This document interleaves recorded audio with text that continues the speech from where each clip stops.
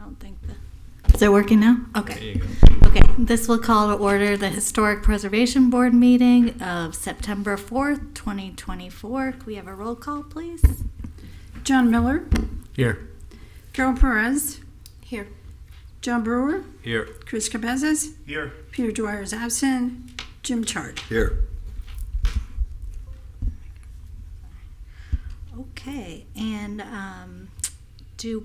I think we do have an item to change on the agenda, is that correct? Yes.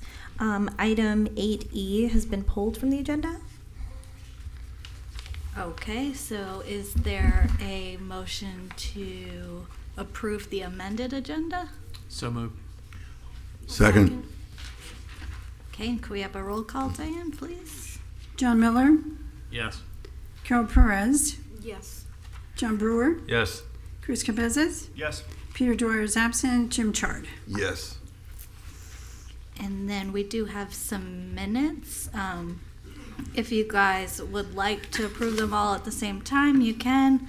But if you do have any changes to them, if you just approve each individually so that you can make those adjustments.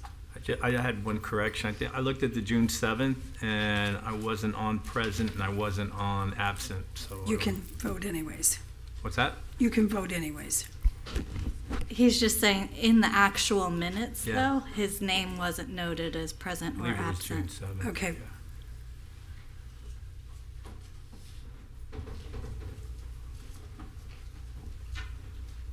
Yeah, that's the one. Okay, so if you just do that one as approved as amended with the change that, were you present or absent, do you know? I think I was absent. Okay, well, we'll just say with the change that your attendance Sure. is stated. Mhm. So if we can do that one as its own individual approval, and then the rest of them you guys can do together if you don't have any other comments. I'd like to move approval of the June 7th, 2023 minutes as amended by Mr. Brewer. Second. And can we have a roll call, Diane, please? John Miller, Yes. Carol Perez, I wasn't here, so You can still go ahead Yes. and vote on it, since you've had the opportunity to look at the agenda and the Yes. meetings that are on there. John Brewer, Yes. Chris Cabezas, Yes. Peter Dwyer is absent, Jim Chard. Yes. Okay, and do we have a motion for the other non-June 7th minutes? I'll make a motion to approve the remaining minutes. Second. And can we have a roll call, Diane, please? John Miller, Yes. Carol Perez, yes. John Brewer, Yes. Chris Cabezas, Yes. Peter Dwyer is absent, Jim Chard. Yes. Okay, and I apologize, I went slightly out of order. So election of the officers is going to be up next. So at this point, we would make a motion to recommend who you'd like to be the chair, and then we'll go through vice chair, second vice chair. So you just make a motion, and then if you have any discussion, just do it right after the second, and you guys can decide whether you want to amend the motion or anything like that. Otherwise, I'll just have Diane call the roll. So is there a motion for the chair? I'll make a motion for Jim Chard as chair. Second. Okay, is there any discussion? Okay, could you call the roll, please, Diane? John Miller, Yes. Carol Perez, Yes. John Brewer, Yes. Chris Cabezas, Yes. Peter Dwyer is absent, Jim Chard. And I can vote, right? Yes, you can. Yes. Okay, congratulations. And do we have a motion for the vice chair? I'll make a motion for John Miller as vice chair. Second. Okay, is there any discussion? Could you call the roll, please, Diane? John Miller, Yes. Carol Perez, Yes. John Brewer, Yes. Chris Cabezas, Yes. Peter Dwyer is absent, Jim Chard. Yes. And the last one, is there a motion for the second vice chair? Nominate Chris Cabezas. Second. And is there any discussion? Okay, Just Diane, wondering could which you, one was going to go first. Diane, could you call the roll, please? John Miller, Yes. Carol Perez, Yes.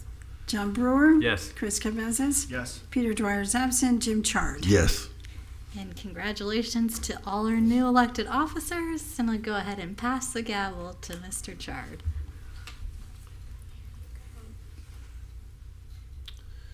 Okay, well, I guess thank you all.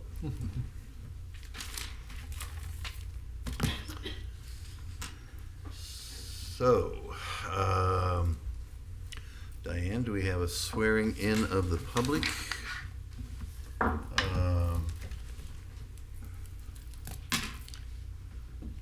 Anybody who wants to speak on any of the items tonight, if you just stand up and we can get you sworn in. Please raise your right hand. By the authority vested in me, the notary of the state of Florida, do you swear or affirm the testimony you're about to give is the truth, the whole truth, and nothing but the truth? I do.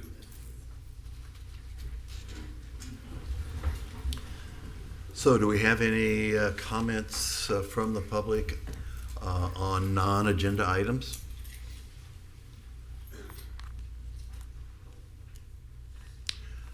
Seeing none, we'll continue. Michelle, do we have any presentations? We have no presentations. Should I have said Katerina? Either one I don't know works. who's leading tonight. I'll lead. Okay.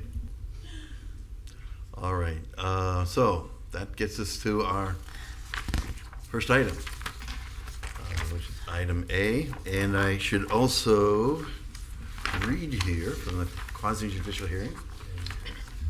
This hearing shall be conducted in accordance with the City of Delray Beach quasi-judicial rules.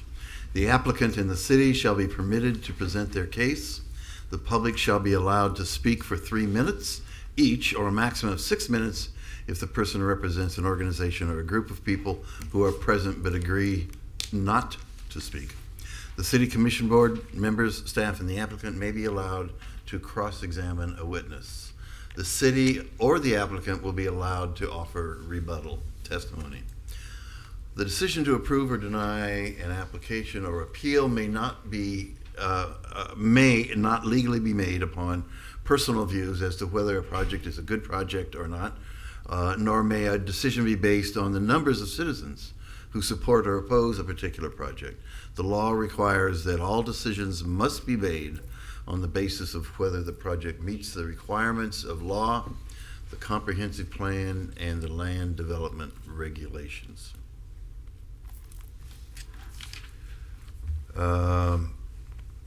Disclosure of ex parte conversations. None? None. None. None. All right. For the record, I'm Katharina Palavoda, Senior Historic Preservation Planner. I'd like to enter file number 2024-199 into the record. It's an ad valorem tax exemption for 240 Dixie Boulevard. I believe the owners are here.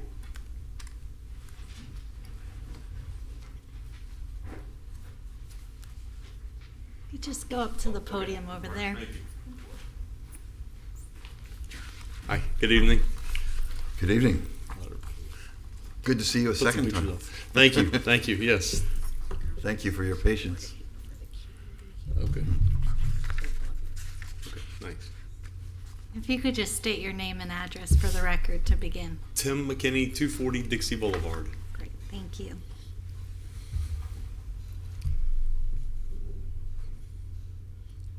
So, how do I do that?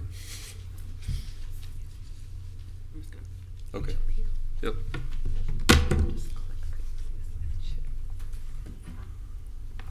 And to advance? Yeah, you can just do this between them. Okay, perfect. All right. So, alrighty. So, 240 Dixie Boulevard. We're part of the Delata Park Historic District. It was recorded in 1923 as one of Delray's earliest planned communities. It has an unusual diagonal arrangement in the neighborhood with the streets and triangular lots. Delata Park is unique when contrasted with the grid pattern layout of the remainder of the city. Our neighborhood lies between Northeast 4th and Northeast 8th, which is George Bush and Swinton. Delta Park became a locally historic designated district in 1988. So our particular house was built in 1953.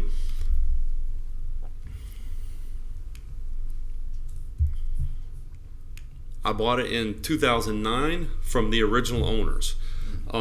Something unique we found when we purchased the house was the original abstract for the property. We bought it from the original owners. It was preserved perfectly and passed along to us. We donated it to the Historical Society, and they have it on file in the library here on Swinton, and it's one of only 2 original abstracts that they have as part of when it was originally literally a pineapple grove right next to the railroad tracks where they would pick up the pineapples and take them up north. So the house didn't have air conditioning or anything, jalousie windows. So we've come a long way. The house is only 964 square feet, 2 bedrooms, 1 bath. So that was fine for us, the 2 of us, but we were blessed with the ability to adopt a foster child whenever he was 11 years old.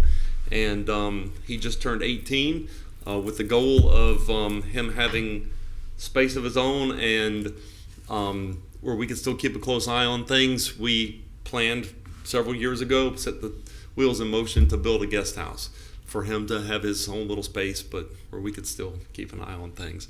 So we worked very closely, with Historic and our architect to come up with a design using some of the characteristics of the main house. And by the way, the way the guest house is situated, like from the front, unfortunately, you can't even appreciate it because it really turned out well. But we appreciate it every day, especially now that it's done.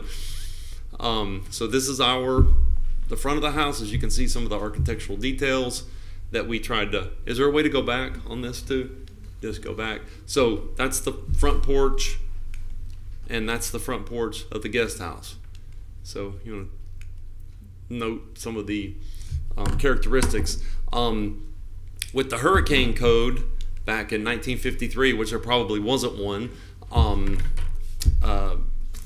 we were, subject to, beefing everything up, obviously, and so there's a slight size difference in the beams and everything, and to achieve the required dimensions for the hurricane, the lift and everything was custom milled. All of the beams, the tongue and groove, absolutely everything. We originally had planned to paint it, but the wood was absolutely gorgeous. It's all Douglas fir, so we decided to just stain it instead.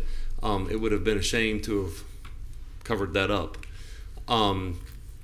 So again, flipping back to some of the lines that you see here on the original house, how we tried to carry that through.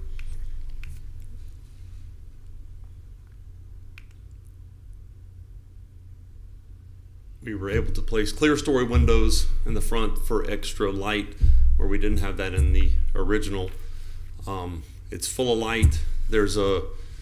We have the high ceilings. We were able to go to the same height as the original house, and so for 350 square feet, it seems much bigger because it's pretty voluminous inside.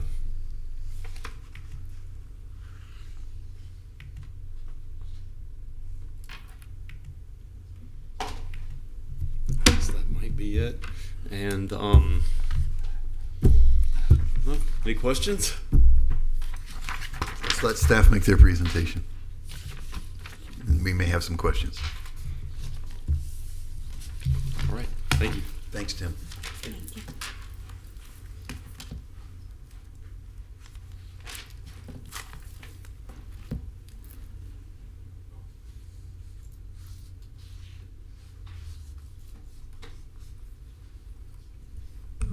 Okay, this is for 240 Dixie Boulevard. This is an ad valorem tax exemption.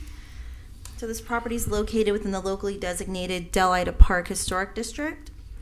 It currently contains a contributing one-story mid-century modern style single-family residence. As you notice from the images, it was constructed in 1953 from the marker Mr. McKinney had up. The structure contains a flat roof comprised of composition roll with exposed joint ends on the overhang, a stucco exterior with a shallow porch, and cement brick facing on the square posts of the carport. The windows on the structure are a combination of fixed and jalousie style. Okay, this is the location. It's located on North Dixie Boulevard. Okay, here you can see the main existing structure. Some more images of the front. This is the rear structure, the rear of the main structure. More of the rear and the northeast side. This is the newly finished guest cottage. This is the north elevation from the front. Okay, the guest cottage from the west on the side. Some more architectural details. Okay, this was the original site plan.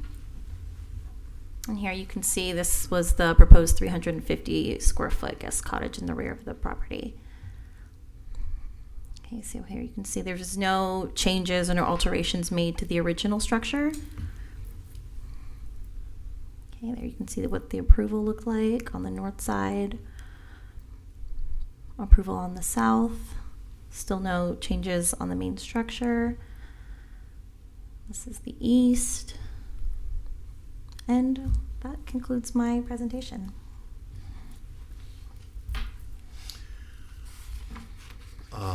Any comments from the public?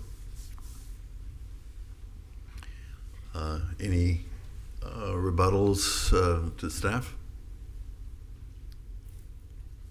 No? Good. Any rebuttals from the staff? No rebuttals from staff. Let's bring it to the board. I think it's great. Love the architecture, love the craftsmanship and the care that went into it. I think it's appropriate for the neighborhood. Coming from someone whose parents moved them out into the backyard when I was 17 or 18, they will appreciate it. My parents did put a buzzer on the inside so they could buzz me, which you may want to think about, but I guess with cell phones these days, you don't really need that. But anyway, I digress. I think it's great. I'm in favor. All right. Chris? You're lucky. You got your own place in the backyard. Yeah. Nice. I didn't get that. Share it with my brother. It's a really well done project. I'm in full support of this. I think thanks for sharing those photos and the story with it. Yeah, I'm in support. Yep, I think you did a good job. Thank you. Glad you didn't paint the wood. Looks great.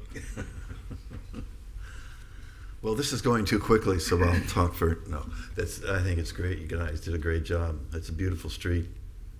Thank you for that. So, Yeah. motion? Yeah, I'd like to make a motion. Chair, I'd like to recommend approval to the City Commission of the Historic Property Ad Valorem Tax Exemption Application 2024-199 for improvements to the property at 240 Dixie Boulevard, Delita Park Historic District, by finding that the request and approval thereof is consistent with the comprehensive plan and meets the criteria set forth in the land development regulations. Second. Diane, call the roll. John Please. Miller, Yes. Carol Perez, Yes. John Brewer, Yes. Chris Cabezas, Yes. Peter Dwyer is absent, Jim Chard. Yes. Congratulations. So, let's see if we can keep up that pace. Okay. Next, would you like to introduce that, Yes. Katerina? Oh, it's been Michelle this time. Michelle's doing it. Back and forth. For the record, my name is Michelle Hewitt, planner, and I'd like to read into the record Agenda Item 9B, COA 2024-172 for 228 Northeast 5th Street. We have the applicant/designated agent here to present on behalf of the owner. And while he's walking up, could we do ex parte communications? None. No. None. None. None.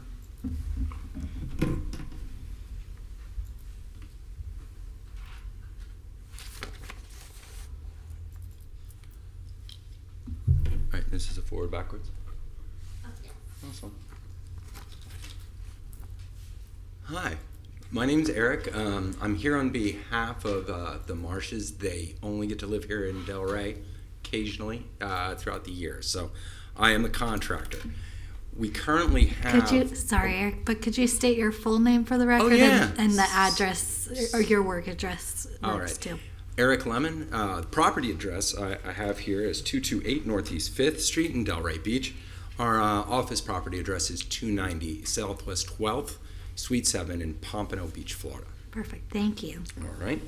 So we currently have a home with non-impact windows. Let me get two pictures of the home real quick. It's just two. Okay. They're a little on the smaller side. It's a really cute little house. The homeowner currently has gray glass in the unit. He wants to replace with gray glass. Right now, that flagged us and said, no, we cannot move forward with gray glass. So what we've done, actually, there was also a little issue. We purchased the windows mistakenly early, so they exist. And they have a value of $7,255. We'd love to install them. We understand if it cannot, pass board, we'll have to replace those windows and move the project forward. The reason we're looking for approval, every home on this block, well, not every, 75% of the homes on this block are all gray glass windows. Windows have gone in during our project with simple gray glass in more historic looking buildings. We're going from gray to gray. The old gray actually has a little bit of, it's a gray green. So it'll actually it'll look more like the rest of the neighborhood. And the homeowner would very much, like to go in that direction there. It's a very small difference between the clear and the gray with the amount of visual light that actually comes through. It's not a dark tint. So I think that's most of what I needed to get out, right? You guys come back with questions. Thanks, guys. Thank and this you. is totally awesome. How many of you guys are just volunteers? All of you? Yeah. Okay. Well, you have a title and stuff like that, but you're still just acting as a volunteer. It's a highly paid title. Awesome. Well, it's really fun experience. So thanks for having me by, guys. We're not done yet.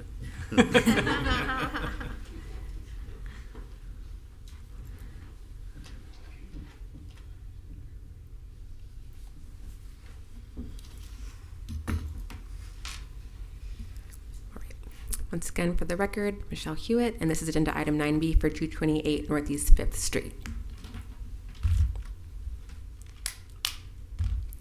Okay, here we have an aerial with the subject property outlined in blue with Northeast 5th Street to the north. Some background, the property currently contains a single-family, one-story structure located within the locally designated Del Ida Park Historic District. It was designed in the mid-century architectural style in 1954. The structure contains windows with exterior meadow daloise, a slight angle butterfly roofline, and a projecting eyebrow over the front door with a set of windows.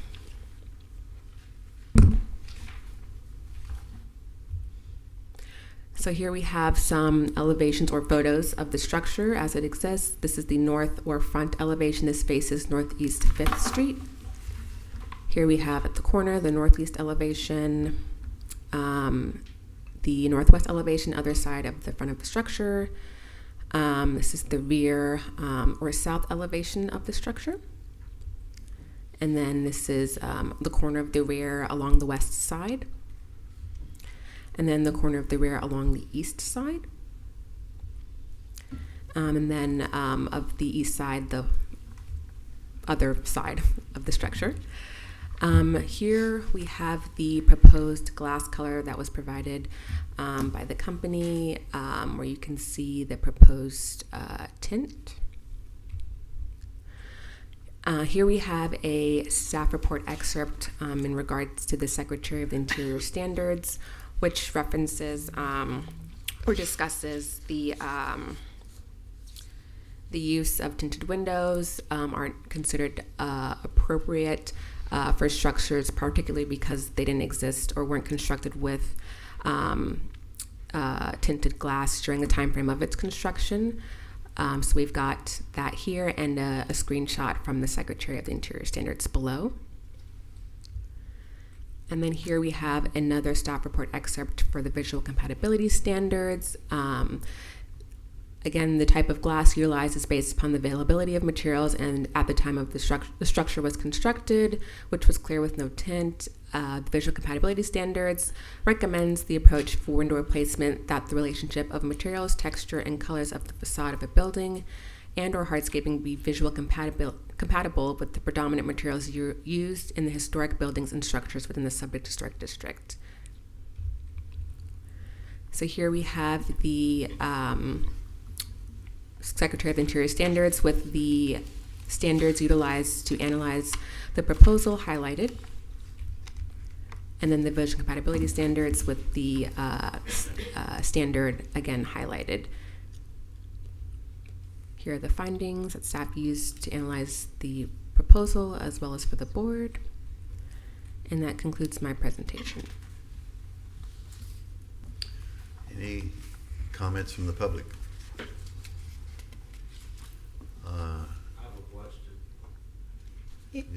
If you want to make a comment, you're welcome to come up to the podium. Just introduce yourself again, and the board has the option to respond to questions or not Tim respond to McKinney, questions. 240 Dixie Boulevard.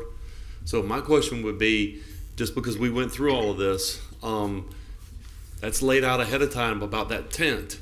Did they have their pre-planning meeting, and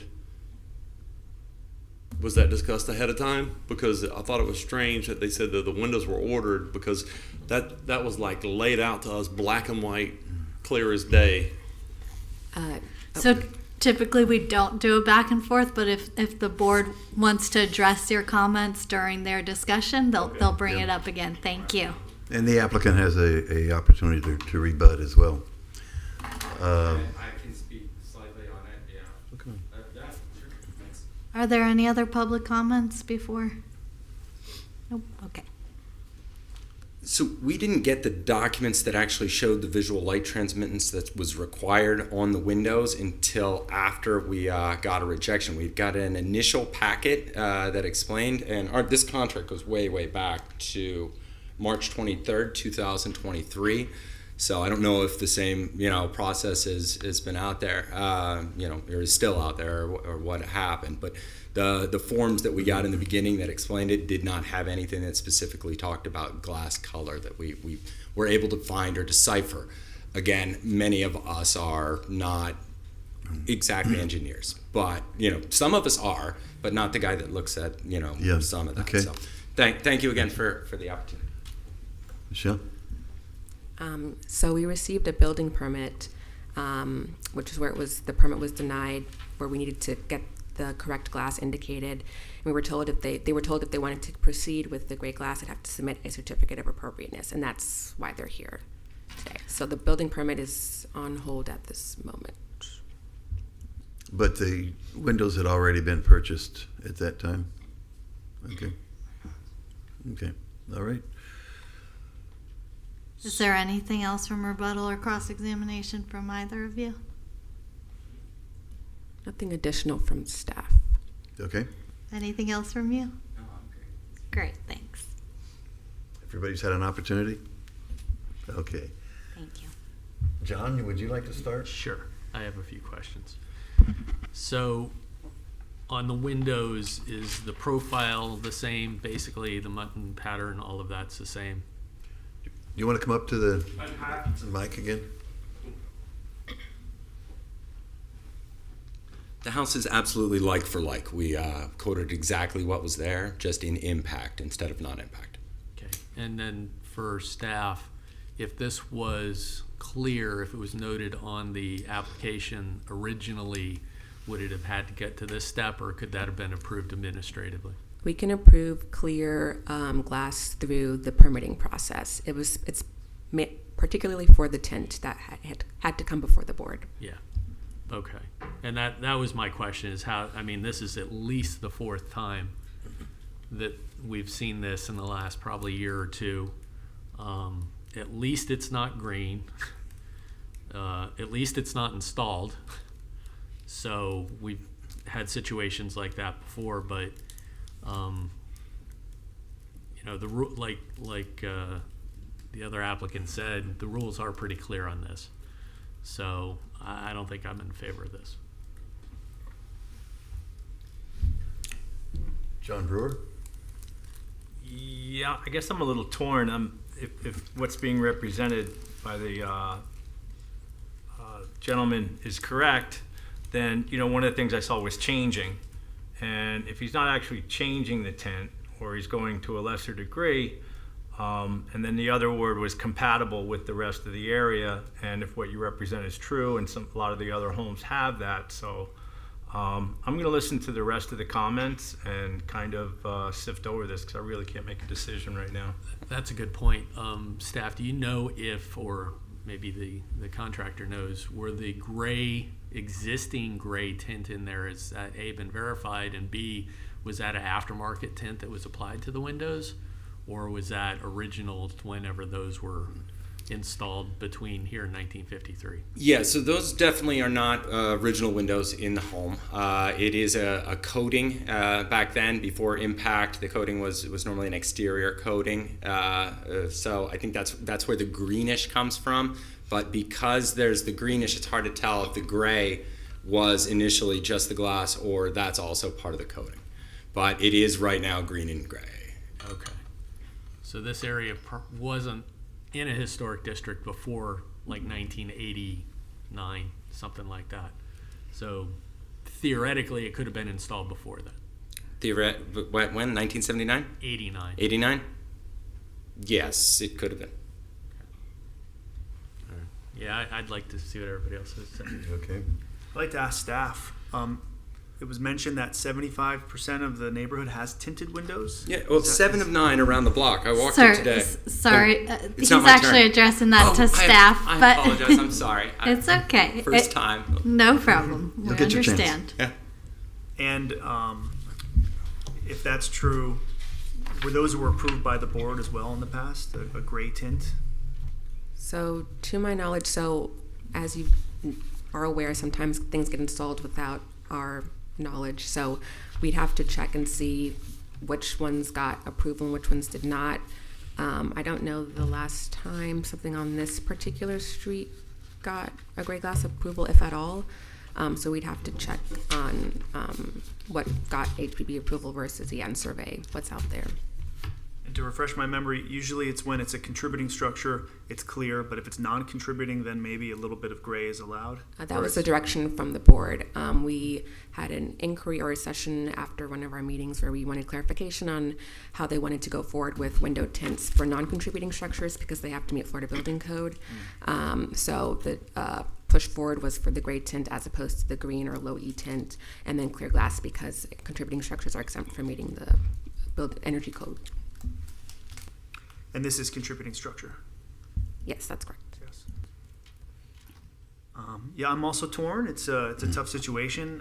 It's really unfortunate that these items are purchased without the full permit approval. And that was just a mistake. I'm sorry. I mean, you can, if you'd like to explain why that happened, I'd like to know. So maybe we can do something about it. Yeah, the windows were purchased early. We're not used to dealing with a historic board. We had triggered everything that my team would have thought was their initial homeowner's approval, which my process says order the windows at that point. Hasn't been a problem except for this one, and it's been out there for about a year and a half. We're trying to get her fixed, but and we're going to do whatever we need to do for the homeowner. But we'd love to see him get it. But just human error. It happens. How many windows are involved here? I think the home has a total of 17. I have a value here of $72.55 is what the cost of the current windows. How many? The number of windows? I believe this job is 14 windows, 2 doors. I mean, I'm not so much concerned about the rear and the side facing as the front. I mean, that's kind of my biggest concern. So you're changing your opinion a little bit? You know, I don't want to see people throw money away either. I mean, part of being in a historic district is keeping the look and feel of the neighborhood, but at the same time, you don't want the regulations to be so onerous that people do things on the sly. And I don't think we should approve just because it was purchased, No. right? Or just because it was installed. That's, you know, it's happened a few times, and you know we feel bad, but it's not the right approach. The one thing is there already is gray tint on the windows, so it's really feels like it's just a status quo where nothing is really changing. If it was clear to a tint, it would be a bigger deal in my mind. It's an opportunity to get clear, but at the same time, it does help with energy. It's a status quo. I do feel bad about the windows already being purchased, though. That's not going to change my thought on this. But I'd like to hear what others have to say. I think I'm the only one that hasn't gone, but so the current situation, these windows that they have now, was there a permit pulled for those windows? Was it approved to have greenish tint windows on the existing situation that they have now? Oh, like the existing structure. The as a existing, permit. yeah, the existing windows. Is that? I'm not sure if it went to a board, if it was done approved permit wise.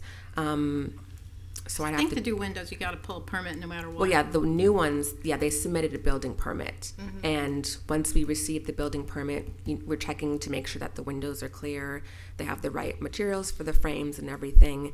But when we looked at this one, we noticed that they were gray, which is why we denied the permit and made the comment saying if you want to proceed with the tinted windows, you'd have to submit a certificate of appropriateness.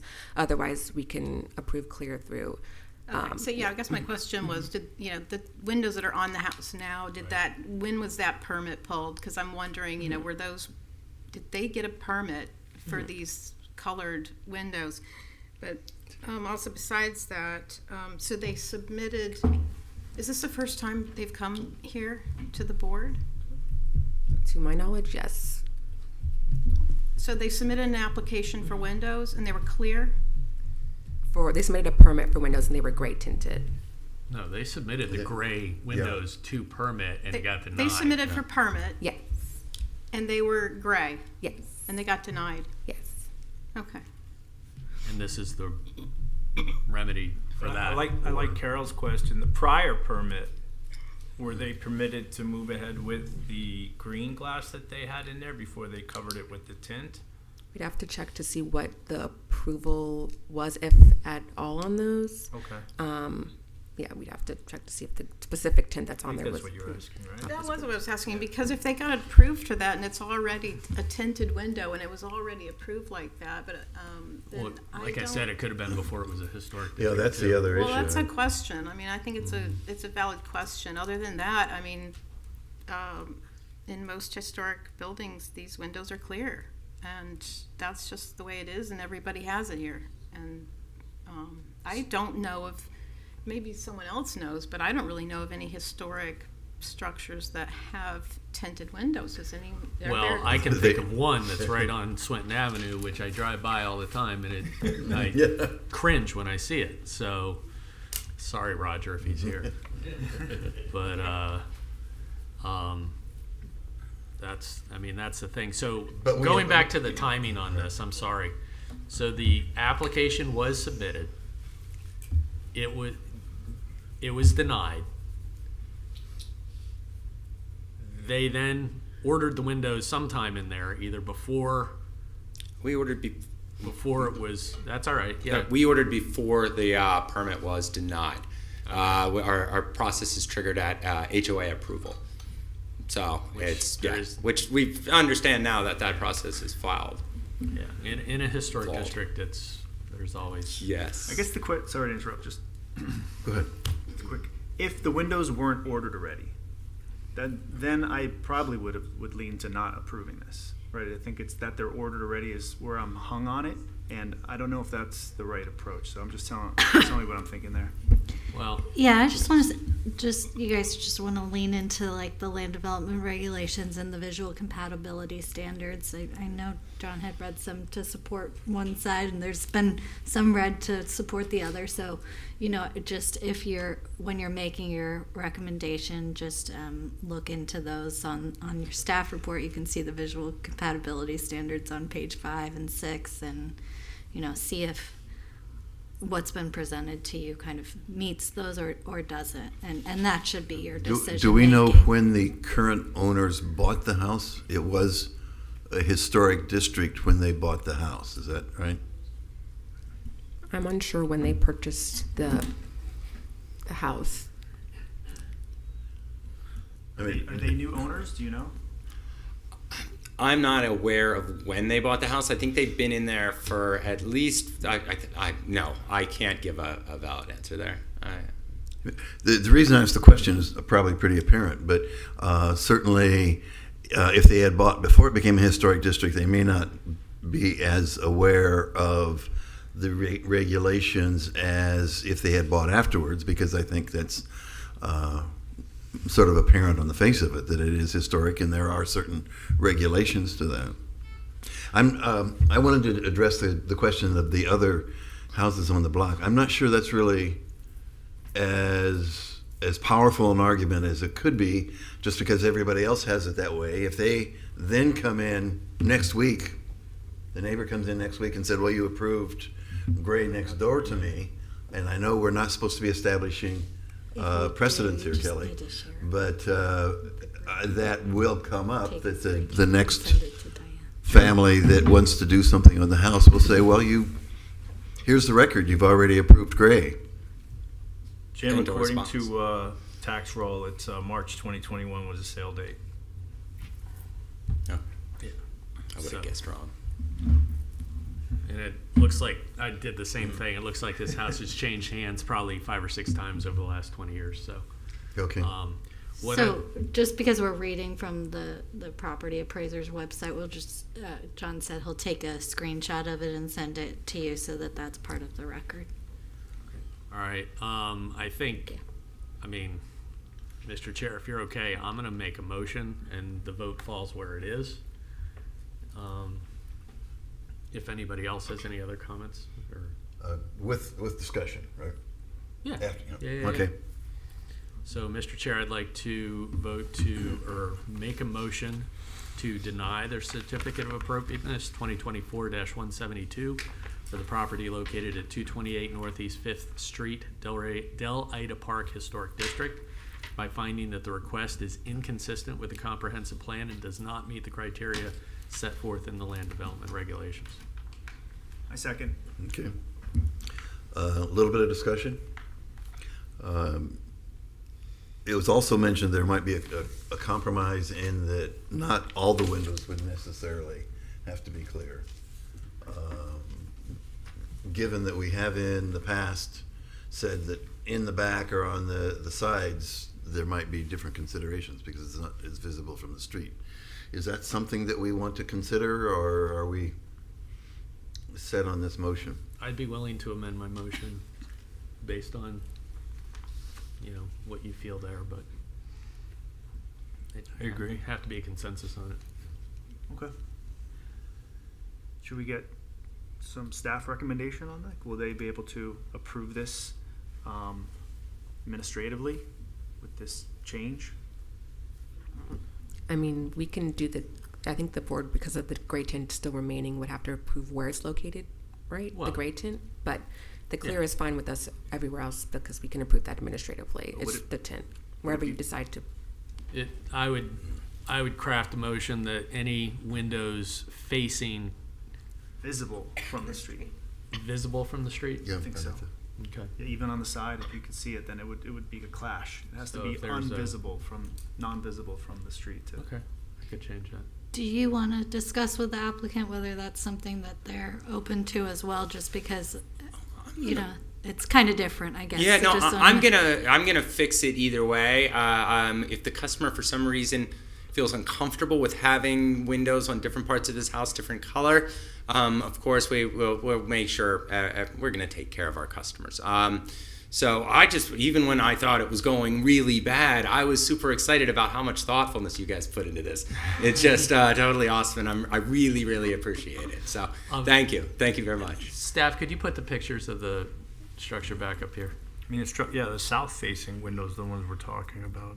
Yeah. It would be odd to have different tints on the same. Yeah, on the facade, side I though. would Then say. they can move the Yeah. fence if they wanted to. I mean, We coach against having different, it's got to be a one whole side, because Yeah. sometimes the low E exposure, people don't want it everywhere, but it really helps on east and west. Front's the majority. That's the rear. I feel good about See it. the, okay. Is there just a? That's That's it right there. facing. yeah, those are the three. So door and the two. And how about a corner shot again? So there's no window there, but Nothing they're on that over side. there. Oh yeah. The corner window. Alright, so anything behind the fence would be safe. Or just do I don't know. I kind of feel like just make it all the same and make it a consistent, cohesive structure around the whole property. If we split the baby on this, then there's going to be applications coming in for different. So I'm gonna amend leave your my amendment? I'm gonna leave my motion as Okay. made. And I'll still And- second it. All right. Call the roll. Wait, let's be clear, though. This is a yes vote is on a No. no. Right. Yes I vote totally to understand. deny. I'm just taking the process. All right. All right, so we're done, right? Ready? Okay, thanks a lot, guys. Oh, You wait. they're still voting. I thought it was finished. I'm sorry. No, it's okay. I mean, they're just about to vote and tell you that their answer. We do a roll call. And this is still a vote to deny. Deny. Yes. Okay. John Miller, Yes. Carol Perez, Yes. John Brewer, Yes. Chris Capezas, Yes. Peter Dwyer is absent, Jim Chard. Yes. Sorry, it's been denied. Thank you very much. Thank you for your understanding. Oh, no worries. And I got out in time for dinner, too, so it's thanks again, guys. Okay. Next one up.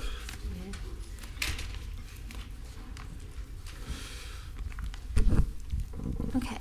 I would like to enter COA 2024-180 into the record. It is for 824 East Atlantic Avenue, and the applicant, Kristen, is here. If before she starts, if you could ask for ex parte I was communication. going to get to that. No I ex parte. apologize. Thank You you. really have to be quick up here. You can't run over. No Okay, ex parte. John? No ex parte. No. No. No. None. All right. Okay, my name is Kristen Sarubi. I'm here for 824 East Atlantic.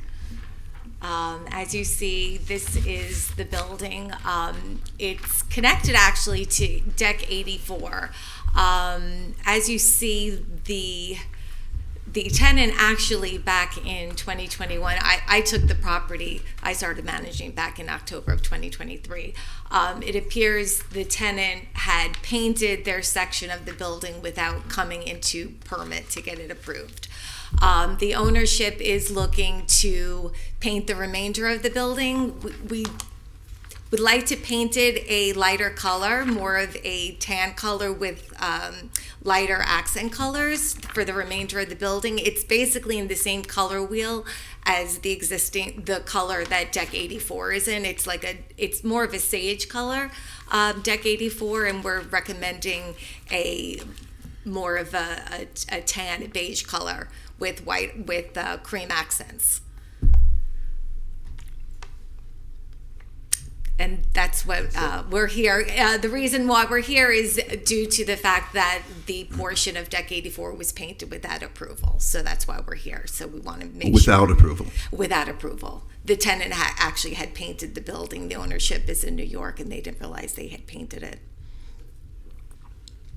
Okay. Staff?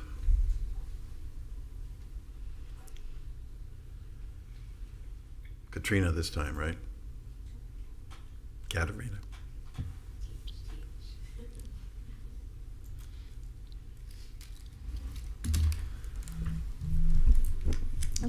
So the subject property is located on the southeast side of East Atlantic Avenue. It's zoned Central Business District, CBD. The property consists of a 3-story structure. It was built in 1939. Let's see if I can go. Okay, so that's the 3-story part of the structure. That was built in 1939 in the Art Moderne style, and it's known as the Boyd Building. The 1-story structure on the east side of the property, the one everybody knows as Deck 84, this structure was constructed in 1945, and also in the Art Moderne style. In 1975, a glass front addition was constructed. So you see this glass piece right here in the middle that connected the 1 and the 3-story structures together. Additional alterations also occurred throughout the years, nothing significant that impacted the historic integrity. It's classified as contributing within the Marina Historic District. The 3-story portion of the building consists of retail and office uses in a multi-tenant occupancy, and the 1-story portion contains the Deck 84 restaurant. Okay, here's some images so you can see the difference of the paint. You'll note some of the decorative elements are also kind of muted due to the way that they painted the structure. Okay, this is the rear southeast elevation. So you can kind of see the 2 different colors from the rear. Okay, this is another visual of the rear southeast elevation. This is the rear southwest. Here's some decorative elements on the north side of the structure. Okay, and these are the proposed paint colors. You can see, as Ms. Kristen noted, the colors are slightly similar to the way Deck 84 is currently painted. Okay, these are the Secretary of the Interior's. Standards 2, 3, and 5 apply. Some of the excerpts regarding Deck 84, the staff's concerns mostly is the way that the split of the paint is on the structure. It's muting certain elements of the Art Moderne style, and it's not really considered appropriate as it's not showing the structure as a whole. It kind of creates a conjectural design. Okay, here you can see a better image from the front. If you're kind of far away, you could say the structures look like they could be, two separate buildings due to the way the paint is. Okay, this is an excerpt from a preservation brief 17. This is regarding proposed colors and materials. This kind of notes features and spaces that give a building its visual characteristics are not recognized and preserved, then the essential aspects of the character may be damaged in the process. I want to note that this is paint. Paint can always be painted over, but our concern is mostly, trying to keep to the true architectural design of the structure. And if certain elements are muted or, the structure looks like it's kind of pieced together, it doesn't really stick to the historic character of the architectural style of the building. Okay, these are the visual compatibility standards. It specifically just mentions the color and the relationship to the building. This is another excerpt. This is from the Delray Beach design guidelines. So it specifically notes the combination of colors selected for wall mass, trim, decorative elements. They should be complementary and they should not avoid disharmony or color clashes on the structure. Okay, these are the findings. And that concludes my presentation. Gustav Moss was the designer of that building, right? The Boyd Building? I don't think that was in the notes. It was not. I'm not sure. It's a good question. I'm pretty sure. But I think that's significant to mention. It is perhaps the most significant, or maybe second most significant architect in our history designed this building. So, any comment from the public?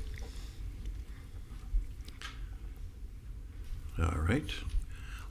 Any rebuttal on the part of the applicant from the presentation by the staff? Do you have anything further to say after staff's presentation? Yes. I didn't include, our intention is as she stated, the accent pieces that were painted by Deck 84 that it's one color, we do plan on going in and using the same accent color to keep it in sync, so you do see those accents on the building. Because right now, Deck 84's color, it's just one color. And Deck 84 is part of the Boyd building. It's all Yes, one. so as Katerina had mentioned, at one point they added that glass section and they connected the two buildings. So the part on the Boyd structure, the third floor and that one section there, that actually is Deck 84's as well. They use it as office space. So just to be clear, the Yes. entire structure is going to be repainted. The intention is where you see the lighter. It's right now, the existing color is like a light shell pink, I would say. Our plan is just to paint that pink shell space and painted the beige color that The we were matching stating. color that the easternmost part is, and then the highlighted or the details, the architectural details, they will be a lighter shade. Correct. Okay. And that's what was up on the color palette that you showed there. Okay. Thank you. Yes. I just had one other question. It was unclear to me whether there was any change to the awnings.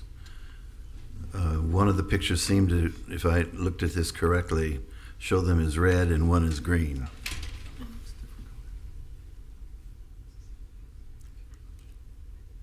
I believe, I don't know if, That's the back. It's the back? No. That's existing now.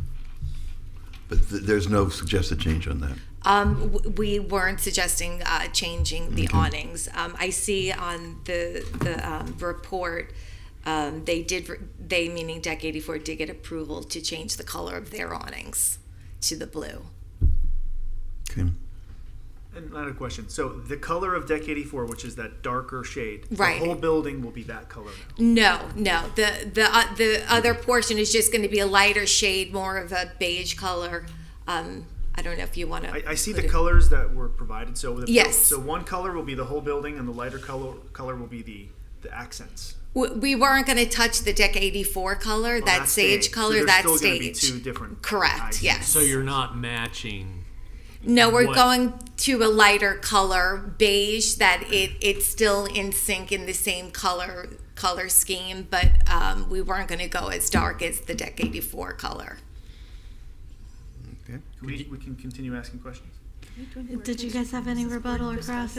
I just wanted to note that the proposed colors, technically, they're lighter and they're light pastel, to where she could technically come in and we could admin approve it. So the colors that are being proposed are not specifically in question for being too bright, or it's mostly the fact that specifically that one building is going to be split into two different types of colors. But technically both color palettes, or we could administratively approve them, but not separately, because it was split. That's why staff couldn't administratively approve it, and we thought the board should decide on that.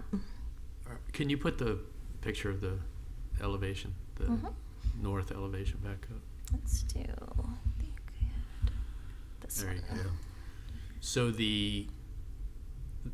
if you take that building on the right, and looks like 6 different segments, that last segment on the left side is still going to be darker than the rest of it. Yes.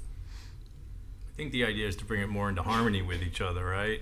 I mean, Correct, Yeah. because right now the lighter portion again is a very light pink color with white trim. So we're recommending the beige and the cream color accent pieces, and we'll also put it on the darker green color, so it's more in harmony. So the colors are in the same color scheme. Why not do the exact same color? It's just more money for the ownership to have to change, and we again have to go back to the tenant to. It's the color. No, she's saying to match Deck 84. Why don't Honestly, it's just a preference. The owner prefers a lighter color. We're not really fans of the darker shade color. Okay, So- are we still going to go around in board discussion? Yeah, or we are will. Okay. Yeah. All right. Thanks.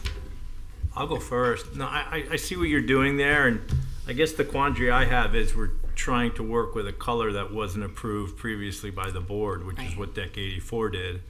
It seems like we get a lot of that since I've been here at HPB, a lot of people that just go ahead and do it. You know, I guess the old thing, ask forgiveness as opposed to asking permission. That being said, I appreciate the effort to try to harmonize the building more. I think absolutely. I mean, you're looking at a pinkish versus an earth tone, so bringing more of an earth tone in there, I think, is going to definitely improve the look of it. So I'm inclined to approve, but I want to hear what the other board members have to say. Okay, yeah, I don't understand how half a building gets painted one color and another half gets painted the other. And I've seen this on another building on Atlantic that came through site plan review last year. I would prefer that the building be one color. I would prefer that you just go ahead and either work with Deck 84 to paint this building one color, at least at least to the west side of that glass portion, because Okay. that building needs to read as a whole. Right. Right now it reads as two different, I mean, it's just the strangest thing ever. So I would prefer you either work with Deck 84, get it all painted one color, and keep those pilasters, or I don't know if I'm using the correct term, but keep that white and go ahead and pick a color, one color. Okay. Or match the color that Deck 84 has and keep the, again, just keep the accents white. But that's I don't like dividing up these buildings in different colors. I think it needs to be the same. That's it. My only comment on that would be that I'm not so sure I really like the color of Deck 84. You know, it's kind of a dark green, and now you're going to have the whole building as a dark green. That wasn't approved. I mean, obviously you don't want to see it disjointed like that, but at least there'll be some type of harmony, so just something to consider. Was there a clearer photo that I saw that we could really see the colors of the existing colors? Maybe that one. Why wasn't there consideration given to painting Deck 84 to match this the rest of the building, as opposed to having the rest of the building match 84? When it was painted originally, when Deck 84 painted, or just No. us they had just painted in 2021, and just the expenses of doing the whole entire build, their section again and doing the whole entire building. Did they come to the landlord? They did not. They didn't. They just No. decided to paint it of Yeah. their own doing. It would be much less expensive to paint the Deck 84 part than the rest of the building. Right, but we would have to paint the light pink, and we really like to just kind of bring it into more of a not a modern, but a cleaner look with more of the beige and the neutral colors as opposed to the pink. We could have done that and just done the pink. I don't know if I would mind the one-story building being one color, and then the glass divides, and then the other building being a different color. That could be a compromise. That it's just throwing out an idea that the two-story and three-story building is a solid color, and the other one's a different color. It does detach the building, but it still brings Deck 84 a unique portion of it. I wish I could see the Deck 84 color, like really what it is. Does it have a green tone to it? Kind of does. Taupe. Yeah. And you see they painted the decorative element on the left there as well, so it blends into the wall, which really, Takes away. yeah, that's really unfortunate that happened. Even the top, the molding on the top almost, that's something you would want to accentuate and call out. I mean, just thinking of these, the structures on Miami Beach, there's a lot of contrast in the detail work and on the wall color. I agree with John. I don't think the whole thing would look good in that sagey green. But I don't think that the structure to the west should be split up color-wise.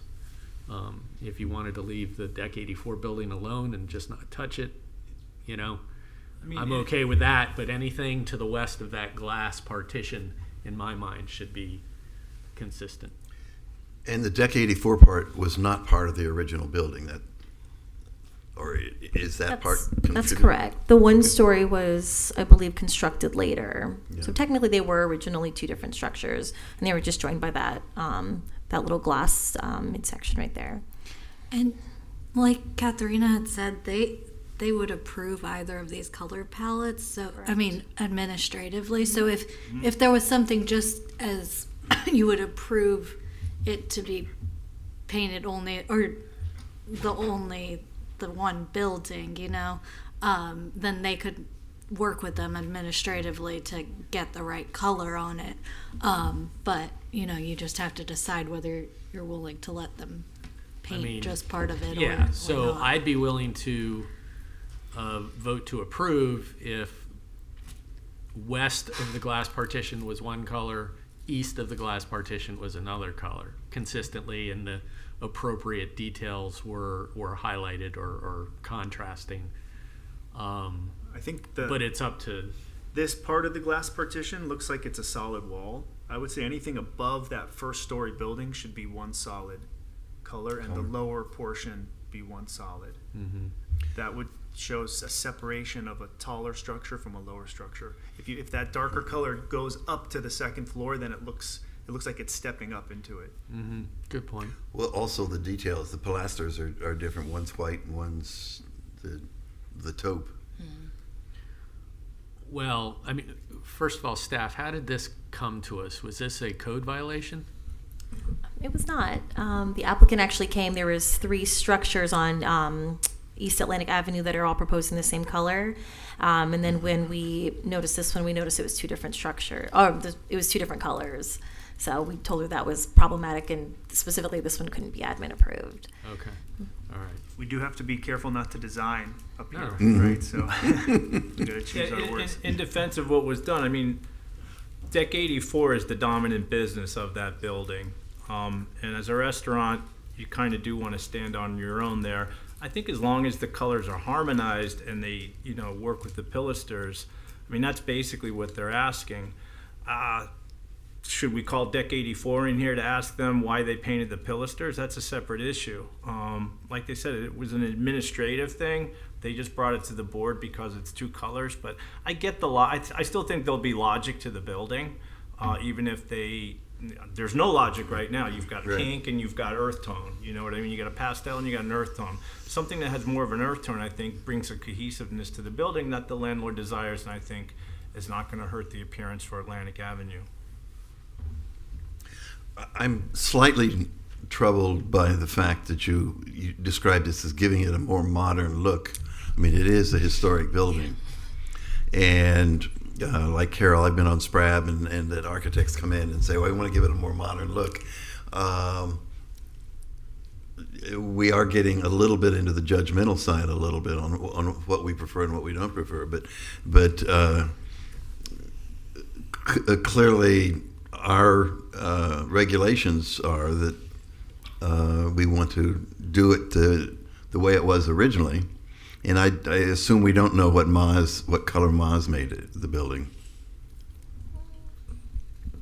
I don't think we have any record of it. However, you know, like all the other historic structures, you know, paint doesn't particularly harm the building, and sometimes a fresh paint is helpful. But do we want to make sure that, you know, the decorative elements are, you know, shown prominently, and do we want to make sure, you know, the building looks as a whole? Yes. But I think the color choices we're not too much concerned about, but just making sure the whole structure looks like a whole structure. Is staff okay? Sorry to interrupt, with the contrast of the selected colors, because they do look pretty similar.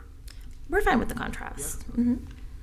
And yeah, I would just say, you said, you know, you're getting into the judgmental side or whatever. Yeah. I would just say, like, if you can stick to, you know, the land development regulations and the design guidelines. I mean, they've talked about reasons that they think that, you know, it should be uniform or it shouldn't be uniform. I mean, and you guys have talked about reasons that it shouldn't be. So just kind of leaning into those land development regulations and the design guidelines for the reasons why you know, you would want it uniform across one building, or why it's acceptable to be painted the way that it is. Is there a reason why you can't make it all one color?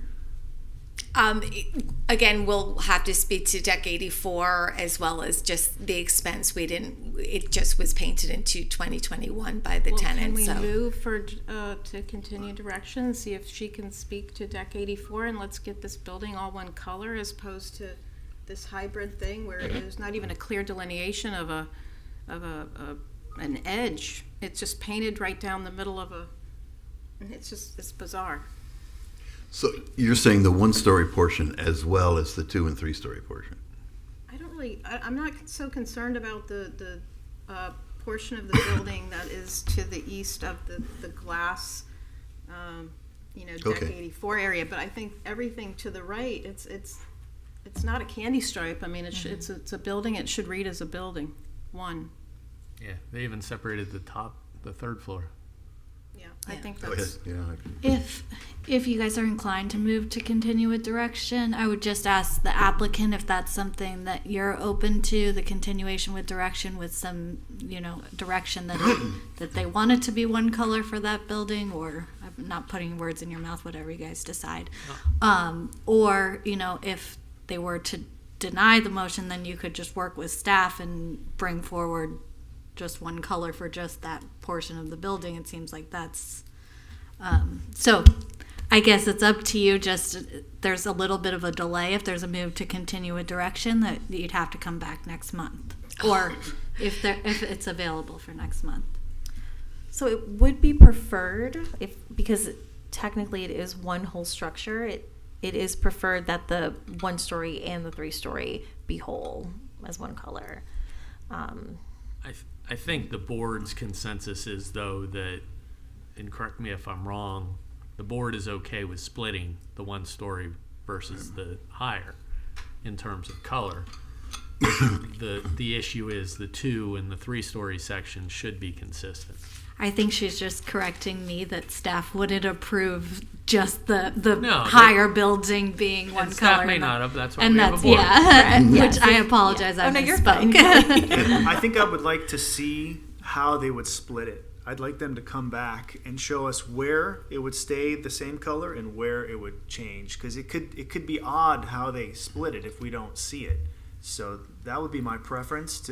I don't mind the 2 different colors of the 2 buildings, but I want to see how they're going to divide it. Well, you can, at this point, craft a motion if you want, saying how you want it split and see how that goes, or we can deny it. It's hard to tell, right, from just the photos. I would like to see maybe some photos of that. Is that something we could leave as an administrative decision, as opposed to coming I would back like to to the board? see it. I think it should come back. Want to make a motion to table? And just to go back to you, as a move to continue with direction, something that this you're has been open- going on for 4 months. I missed the June by a week to submit for July.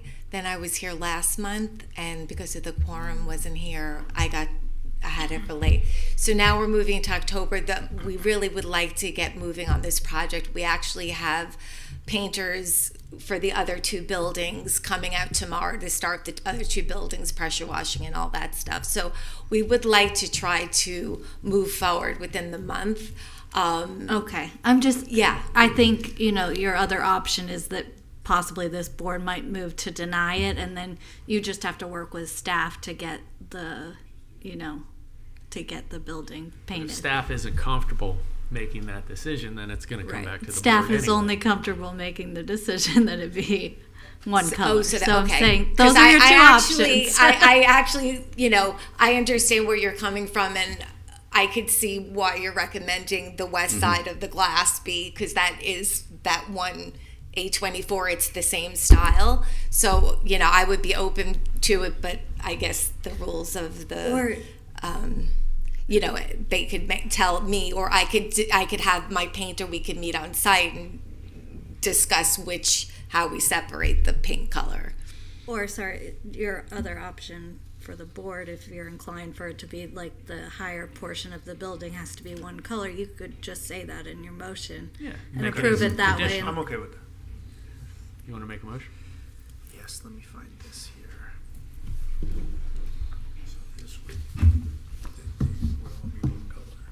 Yeah, just make it clear that it would be, Yeah.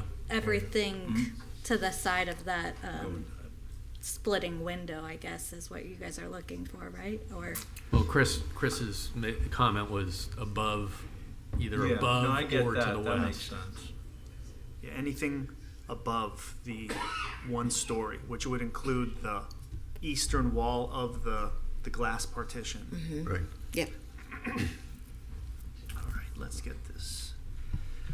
I'd like to make a motion to approve the certificate of appropriateness 2024-180 for the property located at 824 East Atlantic Avenue, Marina Historic District, by finding that the request and approval thereof is consistent with the comprehensive plan and meets the criteria set forth in the land development regulations, subject to the following conditions: that the portion of the building above the 1-story east building is painted a consistent color with consistent accent colors, and the eastern building can remain as is, Eastern one. being the Story. 1-story building. Do we have a second? With staff approval of the color choices and locations. I think you said I'll second for discussion purposes. So Is second. that eastern twice? Yeah, I think instead of Western. So staff, you're clear on west of the glass and above the single story should be consistent color with the appropriate accents. and That's what I meant. just as a quick question, the color palette that they put forward for that portion going on the east portion Will of be the approved. building would be okay No, with for the the- board, or For the west. sorry, the west portion? Yes, the colors they chose for the west, the 2 tones are. Because I was just gonna say you could say with the color palette presented today or a staff approved color palette. I'll amend to say with the color choices chosen or with a staff approved color choices. And you second that amendment, John? Yeah. Okay. Okay, call the roll. John Miller, Yes. Carol Perez, I'm voting on everything to be one color, correct? Yes. Everything in the West. The west To the west. To the of the 1-story. Yes. Yes. Including the partition element. Yes. I don't want a two-tone. Yes. John Brewer, Yes. Chris Cabezas, Yes. Peter Dwyer absent, Jim Chard. Yes. Thank you. And so with that, the applicant can get started with just that color palette that they had submitted. Subject to waiting for the commission's appealables. Thank you. Has the paint already been bought?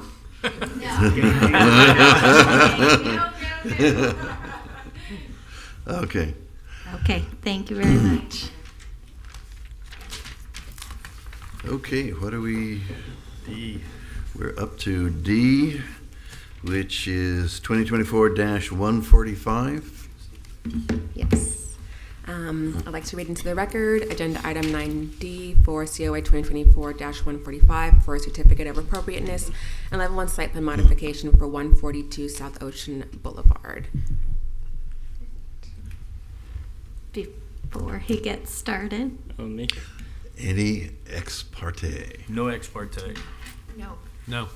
No. None.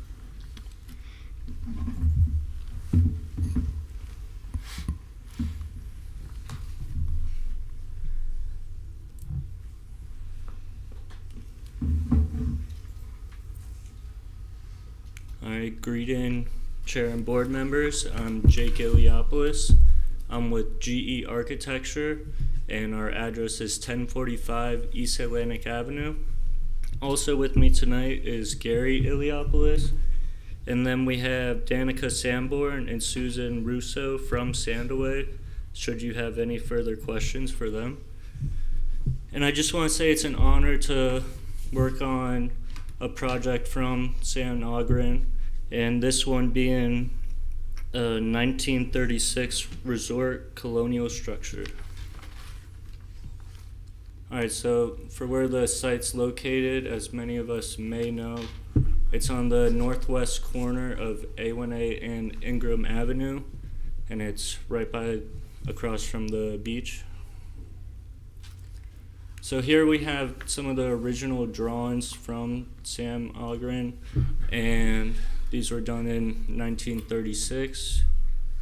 And the drawing to the left, that top portion is seen if you're coming from the east side. And that's still shown today. And then here's another view of the north elevation. Alright, so this front covered porch was constructed in 1980s. It's not on the original structure. And what we're proposing today is to enclose this with hurricane impact windows. And then if you look to the right, the main entrance in that picture, we are going to expand that walkway up to the door, but we want to replicate the same look that it has now, and we'll also have a double French door as the entrance. Here's some additional photos of the exterior. That side entrance in the picture to the right, that will remain as is in terms of the door and the stairway up to it. And so the goal on the interior space is to visually keep it the same with the current materials, with the exception that the ceiling, walls, and underside of the flooring will have insulation installed, but it will be covered up with replica materials, which would be TNG ceiling and walls, keeping the rafters on the ceiling exposed. On this slide, in the picture to the left, you could see that it still has the original siding and painted brick from the 1930s. That will remain as is.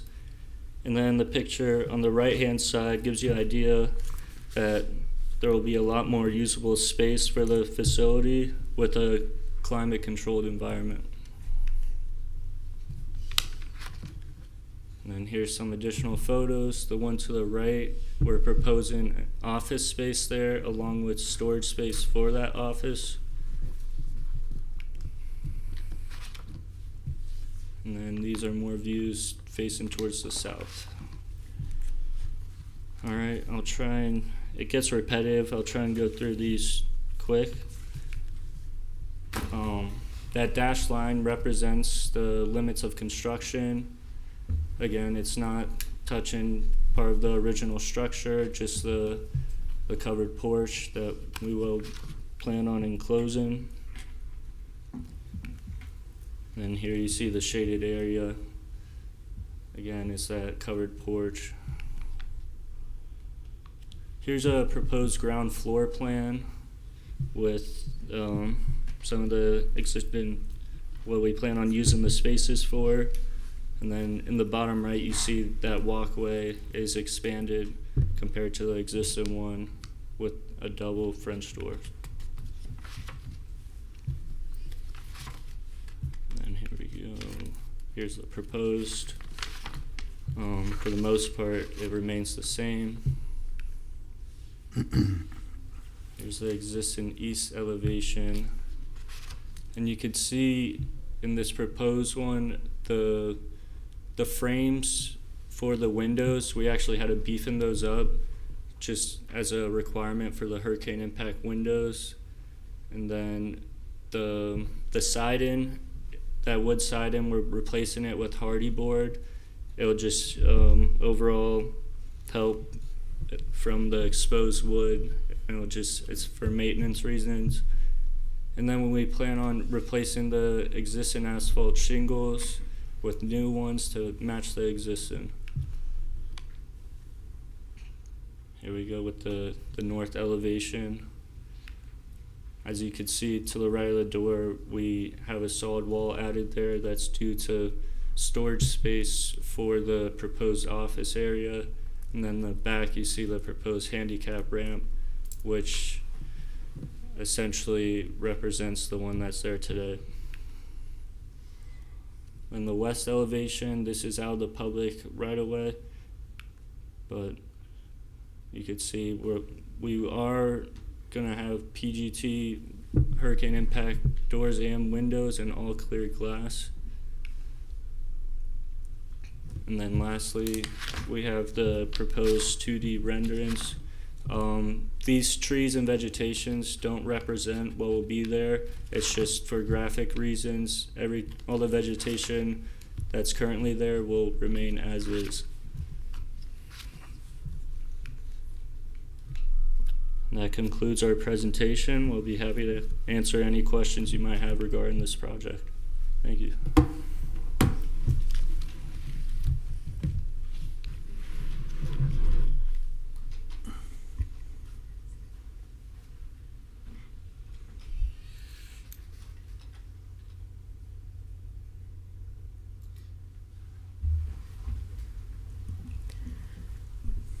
All right, so this is 142 South Ocean Boulevard again, a level 1 site plan modification and certificate of appropriateness. Here we have an aerial of the structure outlined in red. South Ocean Boulevard is to the east, with Ingram Ave to the south. Some brief background: the subject property is one of the last remaining resort colonial houses in Delray Beach. And the architect of record was Samuel Ogden Sr., as mentioned, Delray Beach's first registered architect. The Sandaway Discovery Center, Sandaway Discovery Center is what's currently located within the colonial structure. The home was rehabilitated under the Secretary of the Interior Standards for Rehabilitation and opened to the public as a nature center in 1998. In the 1980s, a front porch was approved on the east elevation forward of the original front facade of the structure, which can be seen here in this front elevation. Then, at its meeting of October 1st, 2003, the Historic Preservation Board approved a COA and Class 3 site plan modification for the construction of a second-story addition, a variance to reduce the side setback, and the construction of a garden shed, which is also visible in this image here. There were approvals in 2017 by the Historic Preservation Board for a white canvas canopy structure along the north side of the property, which was a part of an overall plan to improve functions and facilities. And then in 2020, there was installation of a new 4-foot deep touch tank with viewing windows on the side and a white canopy. The subject request in front of the board today is for the installation of windows in place of the screened openings on the existing front porch, replacement of the existing shingle roofing, widening of the existing concrete entrance walkway, and replacement of the existing wood guardrails along the walkway, including the installation of a new double door entry set of front doors where the single entry door exists. So going through some images, here we have the front of the structure again. This is from the parking lot looking at the structure. The parking lot is south of the structure. Here we have the north elevation looking at the side of the structure here, where you can see the porch in the foreground here. Here we have another angle of the east or front elevation. This is really close up of the exterior screen on the existing porch that was approved in the 80s. And here is the interior of the porch. So on the right side is the original porch, which was retained and is proposed to remain with this proposal. And then everything around it is the 1980s addition of the porch. Another angle of the original porch with what's existing with the addition. So here we have the original site plan, where you can see the property lines in the dashed around the exterior. On the top here we have the existing ground floor plan, the blue highlighting the existing subject area, and then at the bottom in red is the proposed areas for modification, where you can see the larger walkway at the bottom, and then of course the enclosure of the screen porch. Oops. Here we have the existing north elevation on the top, north elevation on the top is existing, highlighted in blue, and then at the bottom is the proposed. We can see the slight differences in the openings here, along with the guardrail on the left that's to have the same appearance and materials as what's currently there. Here we have the existing south on the top, again highlighted in blue, and then at the bottom highlighted in red is the proposed, where you can see the patterns and the guardrail as well. Here we have the rear existing west elevation on the top, and then at the bottom is the proposed. Again, blue is existing, red is proposed. And then here we have the existing east or front elevation on the top, and then at the bottom is the proposed. On the left, you can see the single door going to a double French door, which the walkway is proposed to be widened to accommodate the two French doors. Here we have the proposed roof plan. All materials are proposed to match what's currently there, so they're going from asphalt shingle to asphalt shingle. And then we have the survey of the property here.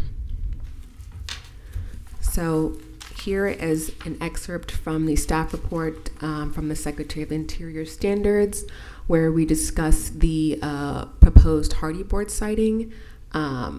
The applicant has indicated that the existing wood siding is susceptible to rot given its proximity to the ocean. Per the Secretary of the Interior's guidelines, the use of composite materials is not typically considered an appropriate approach when replacing original wood elements. Typically, when the use of non-authentic materials is proposed, the most appropriate application would be its use on non-original portions of historic structures, and in this case, the front porch is considered non-original. It's a later addition. Here we have an excerpt from the Visual Compatibility Standards section. Again, all materials, specifically the roofing, guardrails, walkway, are meant to match what's currently there. And the proposed window and door materials and colors are to match the existing porch structure, with the windows being white aluminum with clear no tint, no low E, non-reflective glass. They're proposed to be fixed single pane glass so that they'll keep the same appearance as the screens that are there, the solid top to bottom appearance. Again, as previously mentioned, with the hardy plank siding, there is some concern with the use of composite materials as the original structure contains wood. However, given that it's a later addition, the board can make a determination whether the composite material is appropriate use for it, since it will be the same size and profile as the existing. Here we have the Secretary of the Interior Standards, where standards 2, 3, 5, 9, and 10 were applicable and used to analyze the request. And then we have the Visual Compatibility Standards with the height, front facade proportions, rhythm of solids to voids, rhythm of entrance and porch projections, relationship of materials, textures, and colors, and roof shapes highlighted and used to analyze the request. Here we have the findings that staff use and for the board to use. And that concludes my presentation. Any comment from the public?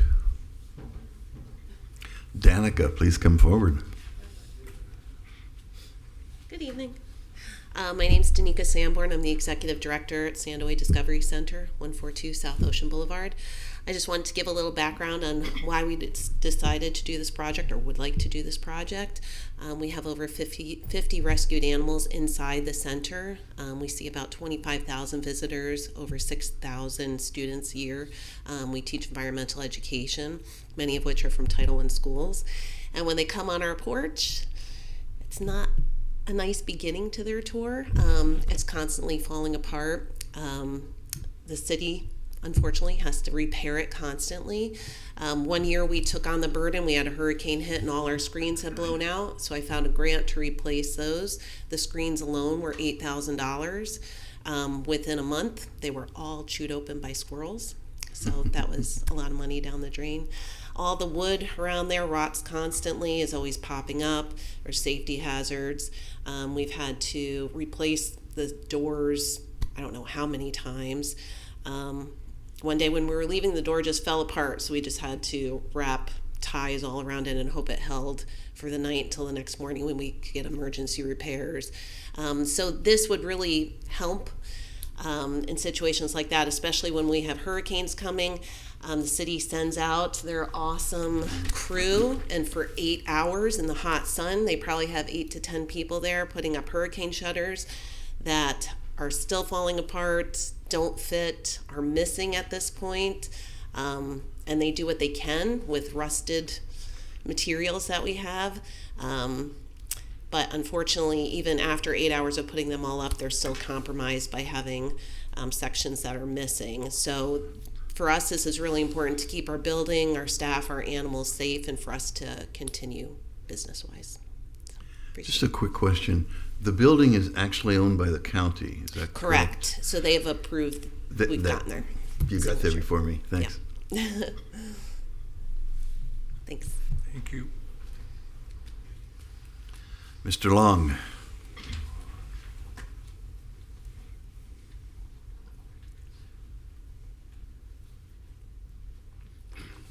George Long, 46 North Swinton.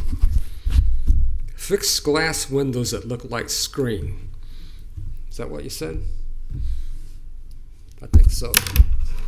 That's a really important issue that's going to have a lot of effect on houses in the historic district that have screen porches and would like to put fixed glass there in order to use that space, wouldn't it not? I think so. I hope you pass it, put it that way. Thank you. Anybody else? Any rebuttals to staff? No, sir.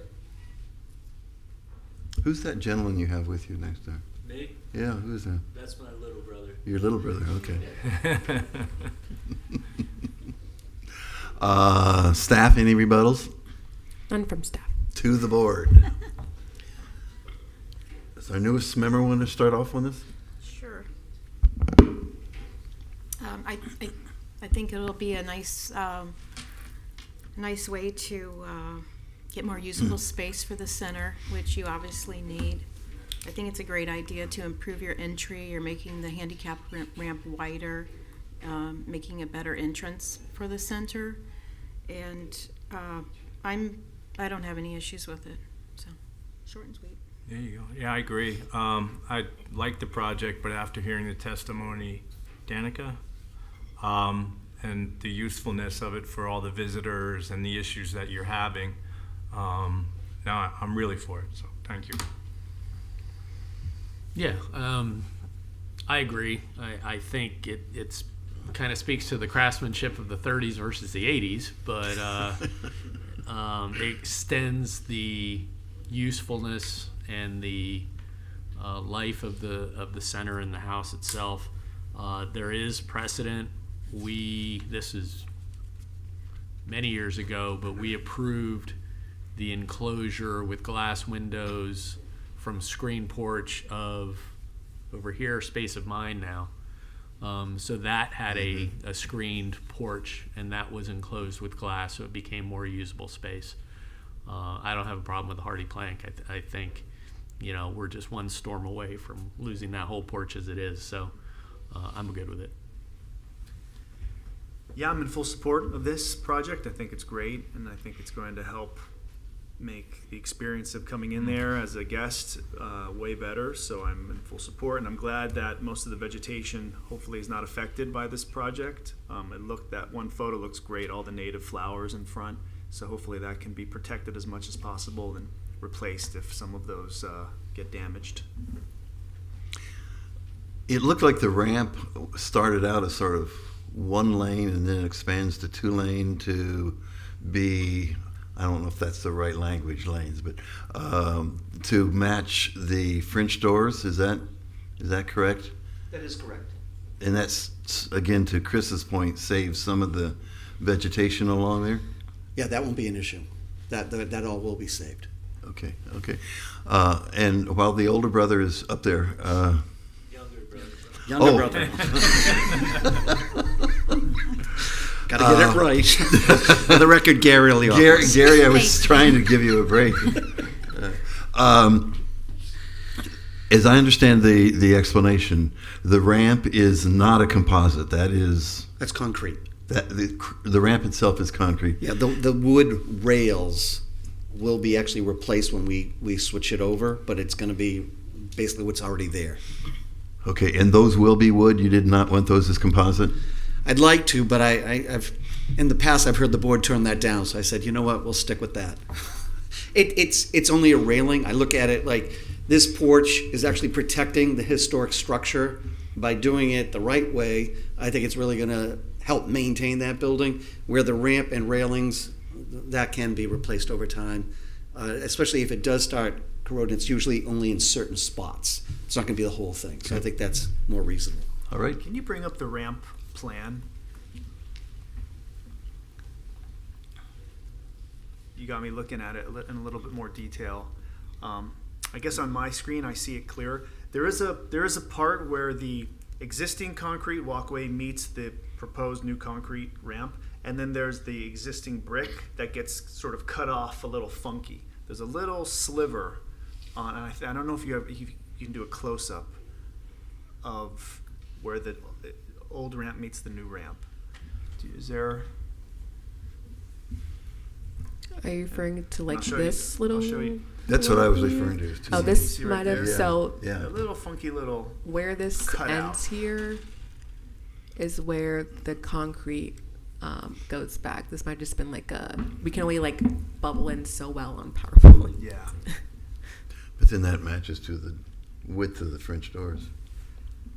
Yeah, I guess I see there's a long rectangle, then there's a small rectangle, and then there's the concrete hatch. So what is that middle piece? So what you do have is, so the ramp will come out, right? Flat area, it's going to come down. We have the width that's wide. At the bottom, what staff is saying, they've got it jogged for red, but in reality, at the bottom, it's going to match the brick that actually is going to the north. So at the bottom of the ramp, it's all brick and all matches. It's just the way it was colored. It looks like it's notched. It won't be notched. I guess if you can see, right there, the brick kind of steps down. Can you jump up, please?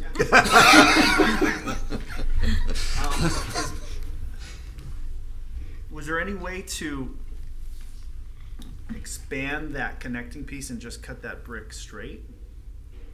Or add the brick, just so that there's not a step? Well, there won't be a step, but I'm sure we can work that out. I mean, like it gets cut at a funky angle. I'm sure we can straighten that out so it will match. I don't think that's going to be an issue. Okay. As long as the vegetation doesn't Yeah, suffer. don't touch that. Don't touch the vegetation. Okay, who has not made a motion tonight? John? Sure.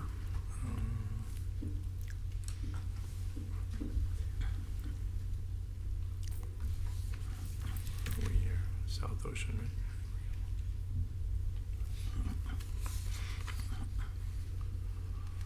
Sorry.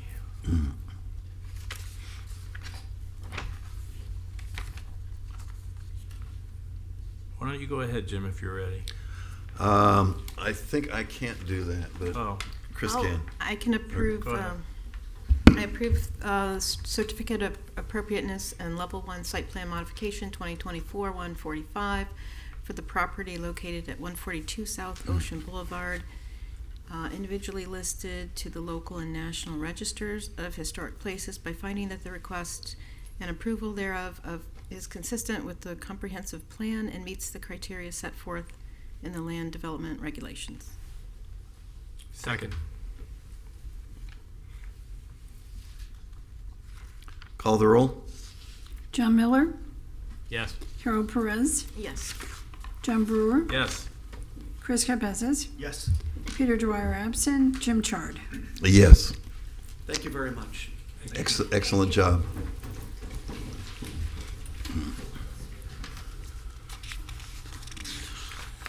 Okay.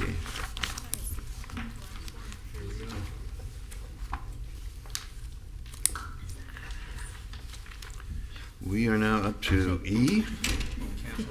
That was canceled, and so we're up to F? Yes. I'd like to read into the record agenda item 9F for COA 2024-162. This is a certificate of appropriateness and master sign program for the development known as Sunday Village. John? Ex parte? No. No. No. I have had some discussions, but not on this particular item. None.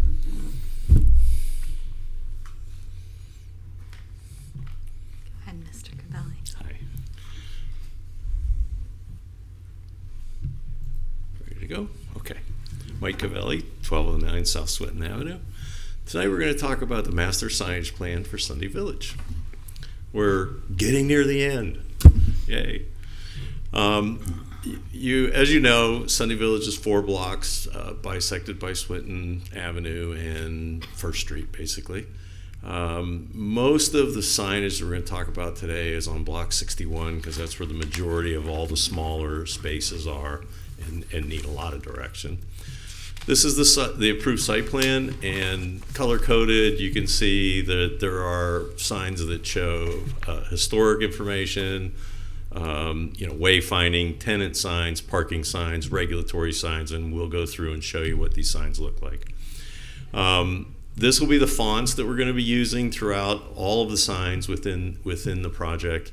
And along the bottom are different examples of materials that we're going to use for background signs, including we're going to have cast bronze signs like the ones in the back of the room.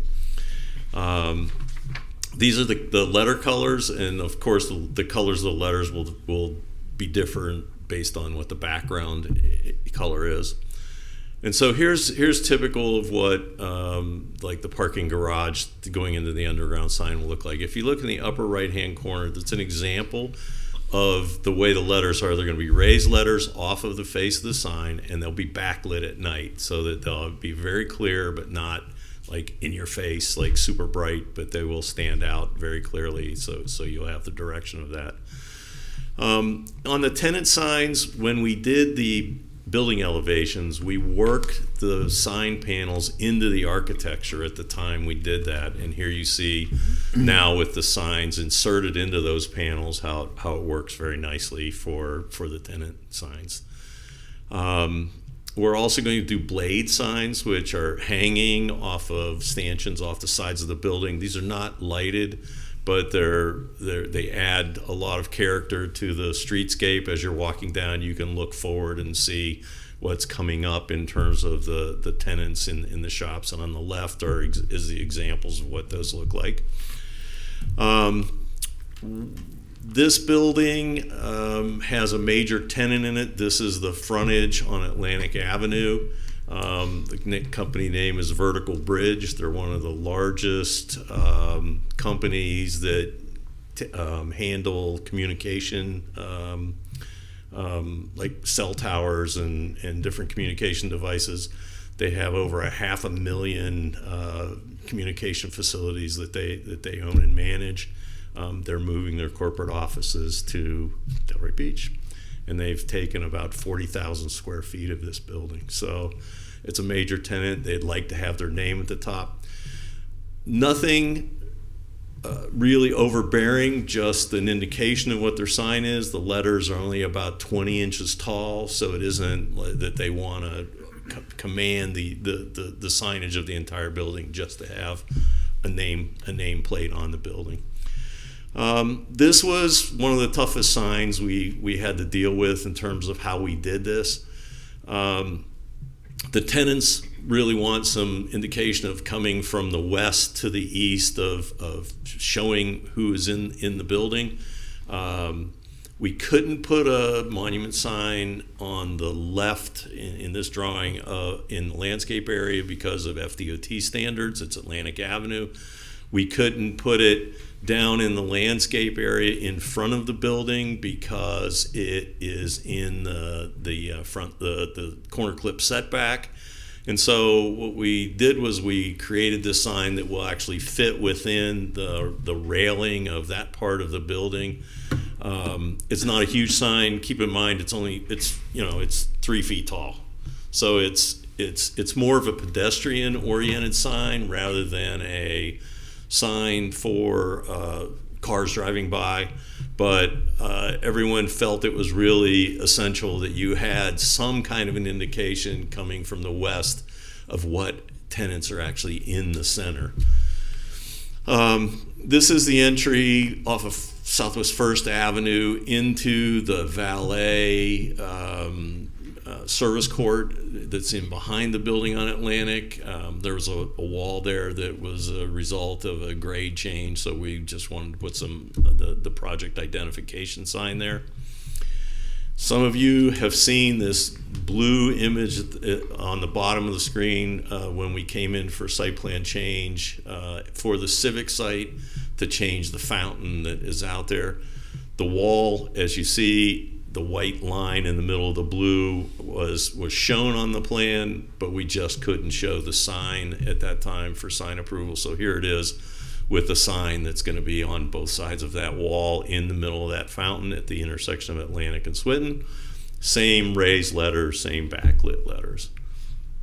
In terms of the tenant names on the buildings, these are the buildings down at the southwest corner of Block 61. Again, when the buildings were designed, we designed them with sign panels so that we didn't have to retrofit sign areas after the fact. We planned on actually doing this. This is one of the renderings from the original site plan approval. We've taken the trees out so you can see the building and where the signs are. And if you'll notice, it's PEB Capital, and PEB Capital is going to move their corporate offices to Delray as well from Boca. And this is the building they're going to take at the corner of First and First. And then these are the mid-block buildings on Southwest First Avenue. Again, we worked the signage into the architecture when we designed the buildings, and not an overbearing sign, just a tastefully done signage that blends in with the building. And then in terms of wayfinding signs, we're going to do these signs that will be spread out throughout the project to give you direction of where the buildings are. We decided that we're going to clad these in coquina rock. As you all know, the iconic feature of Swinton Avenue is the coquina rock wall that is front of Cathcart. We've actually salvaged all those rocks. They're going to be clean. They'll be that color when they're clean, believe it or not, even though they looked black when they were out there. But we're going to rebuild the wall along Swinton Avenue. And so what we wanted to do was take that coquina material and incorporate that into some of the signage throughout the site. And so that's why we picked the coquina rock as the background for these directional signs. Likewise, in front of all the historic structures, we're going to use that same coquina rock clad sign face. The top part of it will have the street address and the logo or name of whatever restaurant or retail space it is. But then below that, we're going to do a historical plaque that tells the story of each house. And it'll be a bronze cast plaque that will be affixed to this, and it will tell you all of the information. In the staff report, they're not happy about us using coquina in this kind of a structure, but we felt like we wanted to do something that stood out as it's not part of the historical structure, it's not part of the historical house, but it's a directional and informational sign. And we wanted to carry the use of that coquina rock down Swinton Avenue, and that's why we chose this material. These are for reference. There's going to be the building on Atlantic is LEED certified, so you can't smoke in the building. So we're going to have at the entry of doors the no smoking plaque that will be a bronze cast plaque, and then. Some of you may remember that we're going to do a replica of the windmill that was on Sunday House down in the Paseo at the south end. The signs that you see at the lower right-hand corner are going to be placed around the windmill with a lot of historic information about the area and different things that are of interest related to the historical part of the project. Then on Block 69, we have a parking garage. Not a lot of signage, but just the standard sign. over the entrance to the door that will designate entry and exit. But one of the significant things we want to do is we want to do an electronic sign over the door.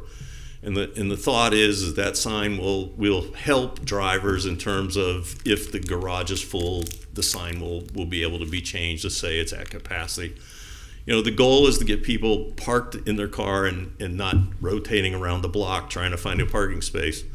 To go into a garage that's full and circulate around and come back out doesn't solve that problem. So we haven't gotten into the software of how all that's done, but we do know that we want to have an electronic sign that can be changed to give you the status of what that garage is. We think that's very important. And then on block 70, we have a tenant on this. This is a company called Digital Bridge. Digital Bridge is a New York Stock Exchange company.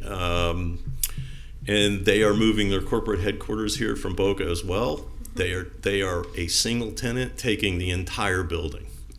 So that's a very significant thing, and obviously they would like to have their name on the building. So again, not an overbearing sign. These on a 4-story building, the signs are 20 inches tall. We think they're tastefully done and give the designation that the tenants want. And that's it. So I'm happy to answer any questions. Staff, take it away.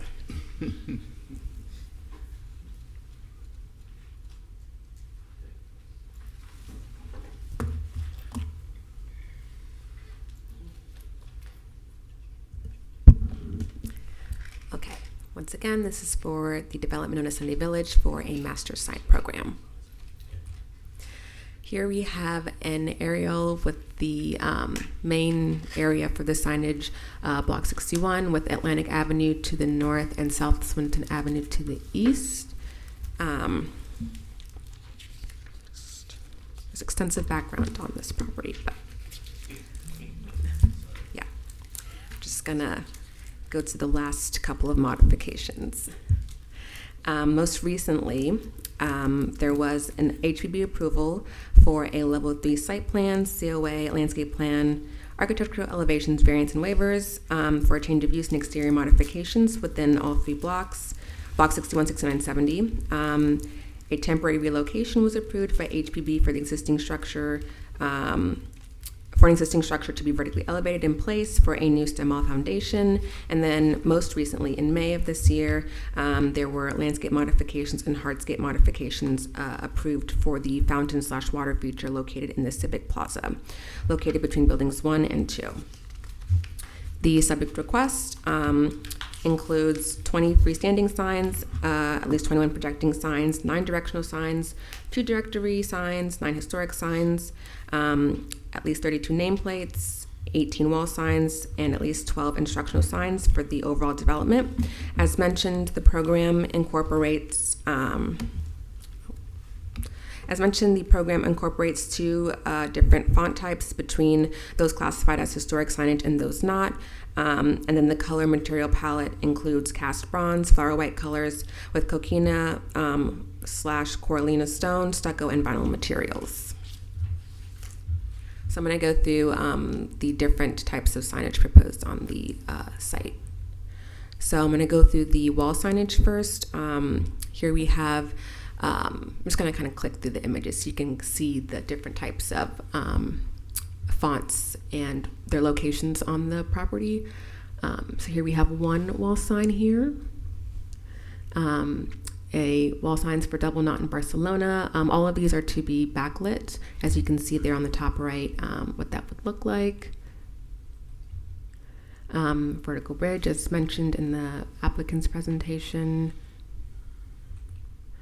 On the buildings on the southwest side of the Block 61 property or area. Again, more tenant signs, one for Capital as mentioned. Some more tenant signage. And then here's some elevations of where they'll be located and just for scale, so you can see how large they are relative to the existing structure or the constructed structure. And then here we have on the west side, north side of the Block 61 building. And then on the east side here, and this one, repeats, okay. And then on Block 69, there are some wall signage. There is wall signage proposed, which the Sunday Village parking garage is considered wall signage, as it's being wall mounted onto the side of the structure. And then here on Block 70, the digital bridge, those wall mounted signs as well. So here, the signage proposed is considered a projecting sign, as they are not located underneath the arcade and they are projecting from the side of the structure. We do have a site plan technical item for these signs, as the code does not permit signage to protrude on the exterior of an arcade, which I will go through at the end of the presentation. Here we have, I'm going to go through some nameplate signage here. The signage is to be placed more so at the human eye level location. These primarily contain the building numbers and the tenant names, like little placards of the tenant names. See those here. And then the next type of signage that's proposed is the directional signage. These direct the people on the site where they're going to, where certain things are located. So here we have one that's to use the coquina material as mentioned. This is to use indirect lighting. And then another directional sign showing where parking and valet is located. Here we have the, this is considered a freestanding monument sign for the historic structures on the site. These are located on both the, in the front of all of the structures, on both the front and back of the structure. These contain the tenant names on the sign. And then another sign also proposed is just the Sunday Village name. This is to be at the corner of Swinton and Atlantic.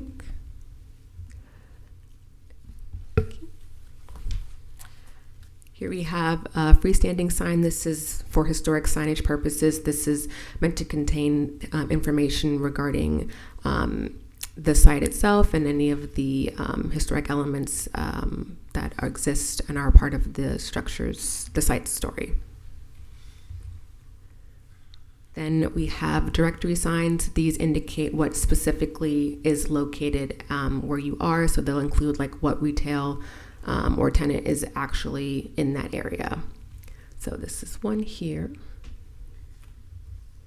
And then another tenant sign. These are to be kind of the main tenant signs at the corners of Swinton and Atlantic, and then on the other side at the corner of Southwest First and Atlantic.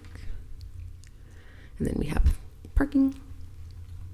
These are exempt signs, no smoking signs, also to be located on the structure. So here are the findings for the master sign program for the board and that staff used to analyze the request. So here we have a staff report excerpt from the Delray Beach Historic Preservation Design Guidelines. While these particular signs, these are for the historic structures, these are meant to have the tenant names on them. While they might be cohesive with the overall designs of all of the signs on the site, there is concern that the sign and material should be compatible with the construction materials of the building, and as the buildings are either wood frame or stucco exteriors. Additionally, these structures were originally constructed as residences and later converted for commercial use. The recommended approach for the design of the proposed signage for structures that were converted from residential use is to incorporate materials from the structure into the design of the sign. For example, a wood sign would be an appropriate choice for a wood frame structure, as there is a variety of different construction materials used for each of the different historic structures on the site. Further, the use of compatible signage would aid in communicating the historic nature of the structure where the site is largely comprised of new construction. This is one of the only areas where the historic elements remain on the site. Okay. So this here is a close-up of where the signage that we're discussing is. The yellow blocks in the front and back of each of the structures is where these freestanding, or these signs are proposed to be located.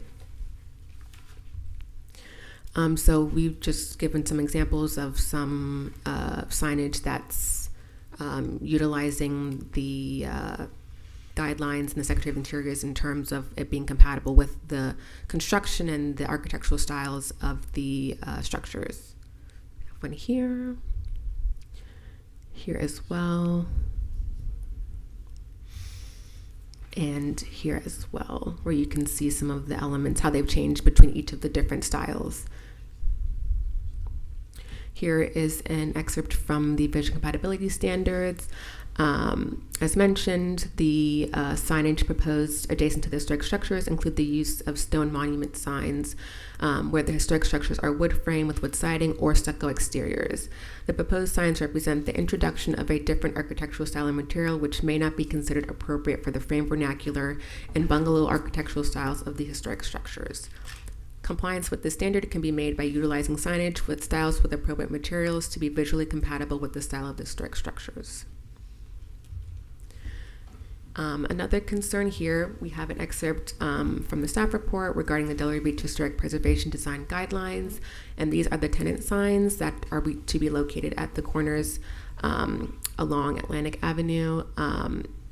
The tenant signage eliminates porch railings, an architectural element integral to the design of the structure. Additionally, the signage does not appear to be compatible with the historic district, as you know, or see the image on the right there. An alternative for such signage would be to place tenant signage within the civic open space area rather than eliminating the porch railing architectural detail. And then here's just one of the locations there at the top left there. It's one of the other yellow signs. Or I'm sorry, it's on the top left corner there, Atlantic and Swinton Avenue. And then there's another one on the opposite corner. Here we have the Delaware Beach Historic Preservation Design Guidelines that were used to analyze the request. The visual compatibility standards, where we talk about the relationship of materials, texture, and color, and the Secretary of the Interior standards, where standards 2, 3, and 5 were applicable. Oh. That concludes my presentation.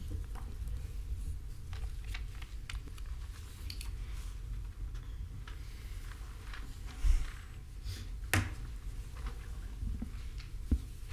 don't think she's done. No, she said she was. Oh, I'm sorry, did you say you were completed? Yes, I did. Okay. Yeah, that was very quiet. Is there any public comment?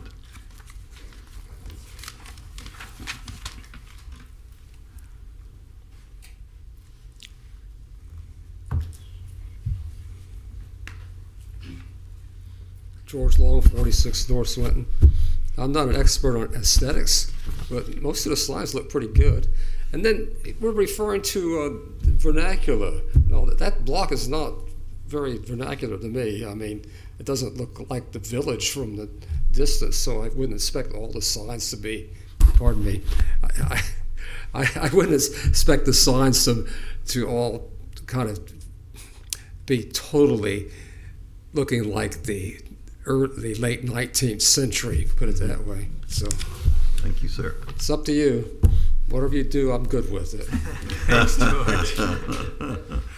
I kind of like most of the signs. I think are okay. Thank you. Do we need to take a bio break here? Anybody feel the need for that, or shall we continue? I'm okay. We're good? I'm good. Take a break. If you need Well, I'm going to it. stay. I'm going to stay up here. Suggesting, Okay. Any response, Mr. Cavelli? Well, yes, I do have a few things. Might need a bio break after. Now we need Sure you don't want to go to the bathroom right now? No, it's not. I need some clarification. There was a comment about blade signs off of arcades. I don't believe we have any arcade signs off of arcades, so I'm a little confused by that comment, is one thing. And the second thing is with regards to the type of signage and the material that the signage is based on in terms of the historical houses. You know, we tried to do a sign plan that was cohesive throughout the entire project, so that everyone knew that this sign is the sign that tells you this information. If we start doing different signs for different materials, for instance, building C is a wood frame house. So should I do a wood sign? But it's stuccoed. So should that sign then be stucco? You know, building G is a wood frame house, but it's got siding on it. So should I do the sign with wood siding? I mean, it just, to me, I understand the comment that staff is making, but you know, this is completely reinventing all of these houses to commercial uses. And the goal here was to give some kind of a comprehensive identity to those, so you knew where to look for these signs, and every one of them then will have a consistent historical plaque on it. If I start changing signs so that they're all different based on the material of the house, then I'm not quite sure how those historical plaques fit into that. I'm not even sure that a sign with two posts with a horizontal sign in it is really the look that goes with what we're talking about as an overall project. So I'll leave it to the board, but you know, we felt like carrying that coquina material throughout the site was paying some homage to the coquina wall and the material, and we're going to put that back as an iconic element within the site. So if staff could explain where the blade sign is on a arcade, I would appreciate it. Okay. Staff, any rebuttals, responses? Yes. So regarding the projecting signs, maybe it's easier to see on here. This was just based off of the plans that we received. So there is an arcade on, okay, let's look at the north side where South Swinton is. There are two. Are you talking here?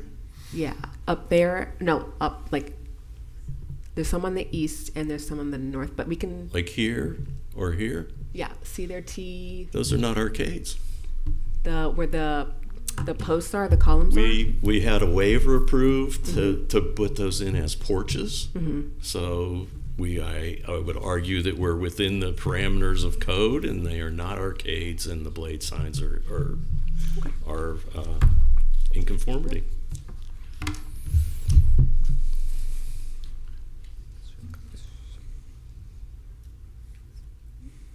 Well, maybe staff can take a little bit of time on that, and then you guys can Well, bring it up a little bit later on in your comments. Okay. I would like to get it to the board as quickly as possible. If staff, if you could bring that back later. And Michael, any other comments? I'm here to answer questions.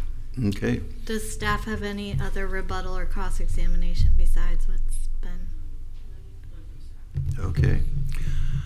I would like John Miller to start us out because I know this is one of his favorite places in Delray and has been very much involved. It was. No. So I do have some questions. and some for staff, some for the applicant. So the electronic sign and the parking garage, does staff have any concerns about that? Because I know Old School Square wanted to do a LED sign, and that met with a lot of resistance. And so were there any specific comments on that? I agree with the applicant. I think it's appropriate in that use, and maybe if it's set back under the overhang a little bit, but what were your thoughts on that? Well, much of it hadn't been flushed out. As like mentioned, it was kind of like this is what we're thinking, so we didn't know what exactly the final plan was. So he kind of gave like a brief idea of what they wanted to do. So I guess it's really up to the board at this point.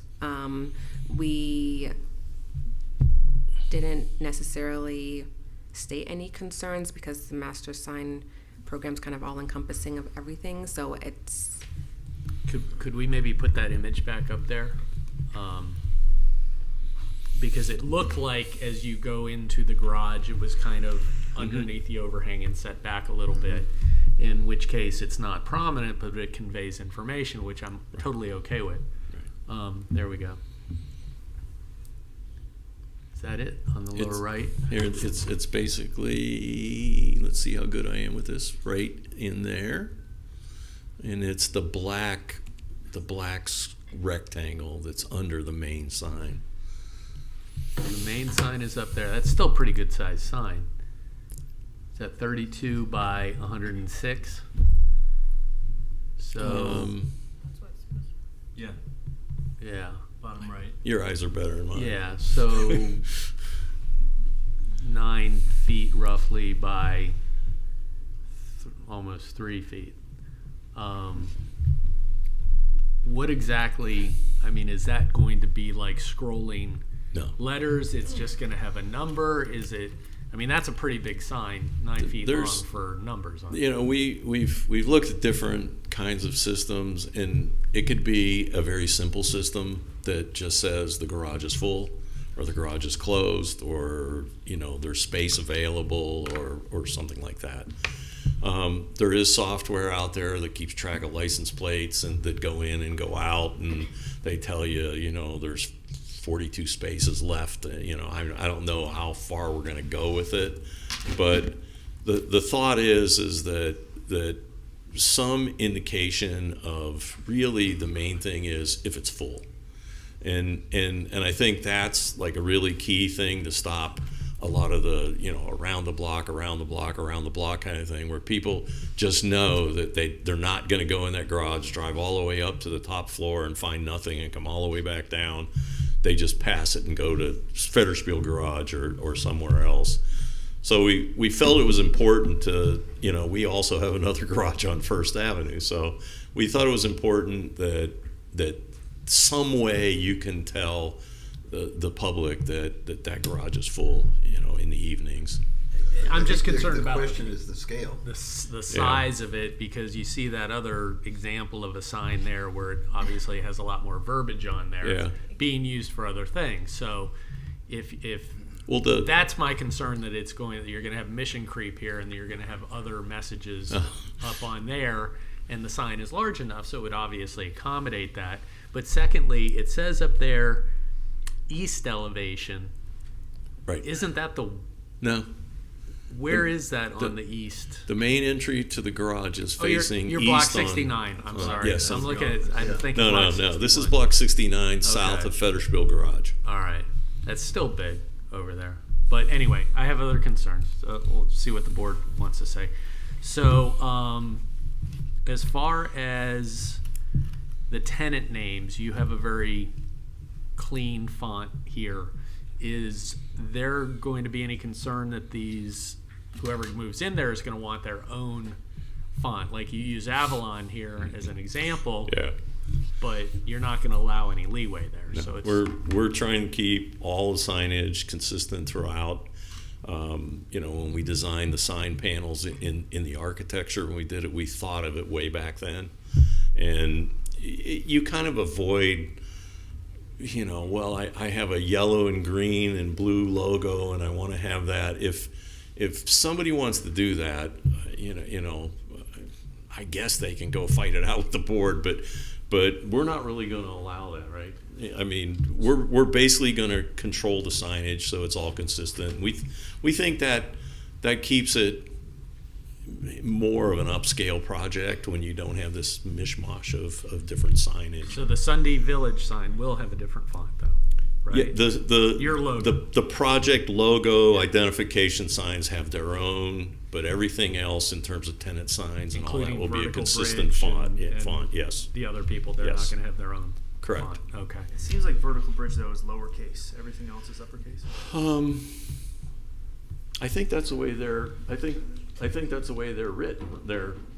This is Jared. He's. Hi, Jared Hockman, 7900 Glades Road, Suite 540, Boca Raton.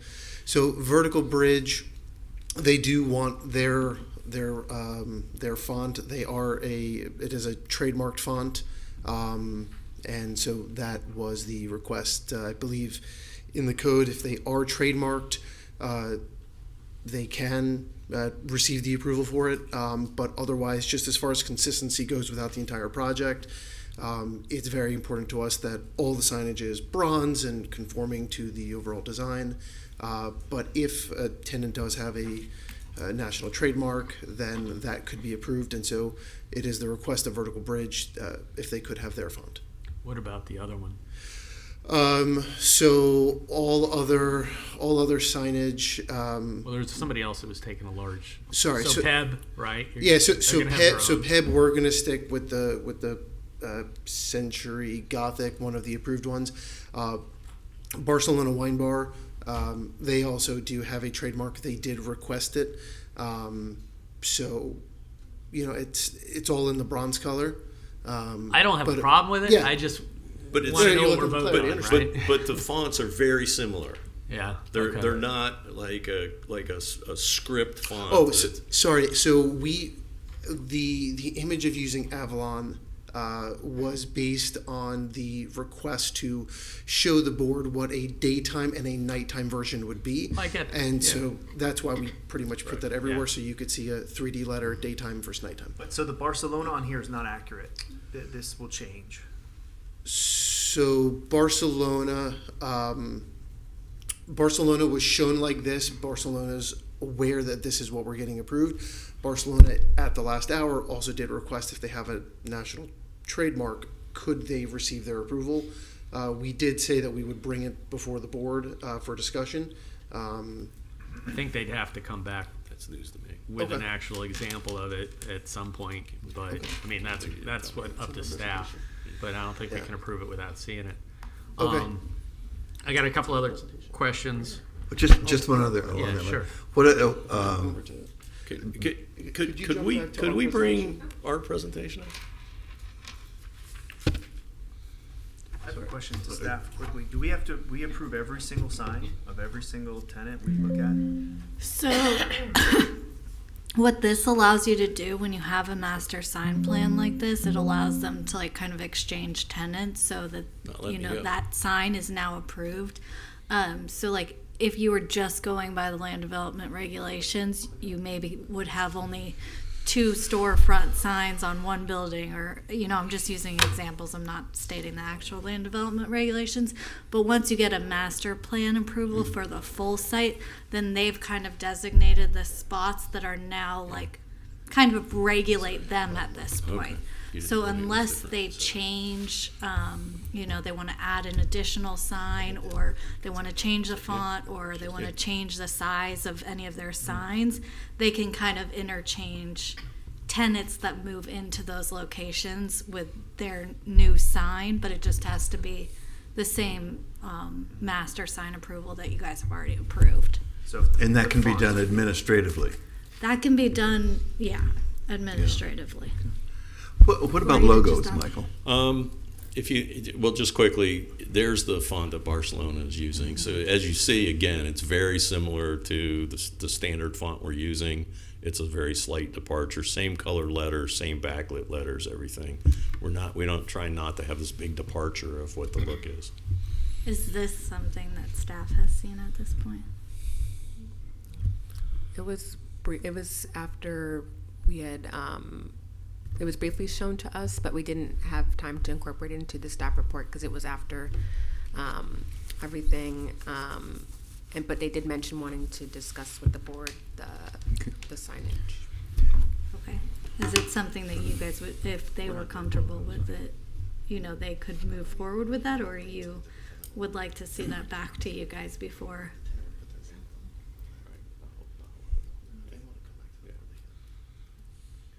Well, why don't you think about it? Yeah. And I have a couple other Okay, as questions. far as logos, At least we see it. as far as logos, we're basically saying that we're not doing logos. If a tenant, we can't stop a tenant from coming back to the board to ask for those logos, but we're not saying that we're going to put their logo on any of the sign Well, faces. that's what I was trying to understand, because, and please don't take this the wrong way, but I don't want this is obviously a lot of time, money, and effort went into this project. I don't want it to look like an outlet mall where you have all the different logos up on the wall. Right. You have your Nike store and Under we don't Armour want to and do so that. forth and so on. So I think the consistency is appreciated. I personally don't have an issue with the monument signs. I did have a question. Are they going to be actually coquina stone, or is that going to be like a travertine that looks like coquina stone, or what is that? Those are going to be for longevity. They're going to be aluminum boxes that are faced with coquina stone. Okay, so it'll have a coquina. Yeah. Including the original stones, I think you said. Well, You're the gonna- original stones, we're putting back the wall. So what we want, once we clean those stones and reconstruct the wall in front of Cathcart, that coquina rock is going to be the color of these signs. It's like a cream colored once it's cleaned. And so we just wanted to carry that material through, on down the street and throughout the site. Coquina, it's very porous and very Right, rough, and it picks up a lot of dirt, and it will have to be cleaned. But it'll have to be clean. I think the consistency going down there, and they're not attached to the building, I don't have a problem with that. It kind of, to me, signifies it as a unified project. So I personally don't have a problem with that. The front porch, or the sign that takes up the railing there, I kind of have an issue with that. That to me looks a little We struggled with it. inappropriate. We really struggled with it. Yeah. So The only thing I can say was it's only 3 foot tall sign. It's kind of a pedestrian sign. We don't know really. It may not have that many names on it because Vertical Bridge has taken the whole top of the 3rd floor and part of the 2nd floor, and they're looking to expand even maybe possibly more. So I'm not sure how many tenants are going to actually be on that sign. So that one I do have a problem with. Yeah. We'll have to discuss that. that as was a a board, very because was a very difficult Mr. sign. Cavell, just unless they ask a question from sorry. the board, they're in Sorry. board discussion. I'm Thank you. commenting. So yeah, where it looks like down there. So I think. So the blade signs, you guys will figure that out. The porch railing sign, I made a comment on. The logos and fonts, the coquina stone, the electronic sign, I still have an issue with. Anyway, I'm done. You're done. Okay. Who wants to step up next? I'll go.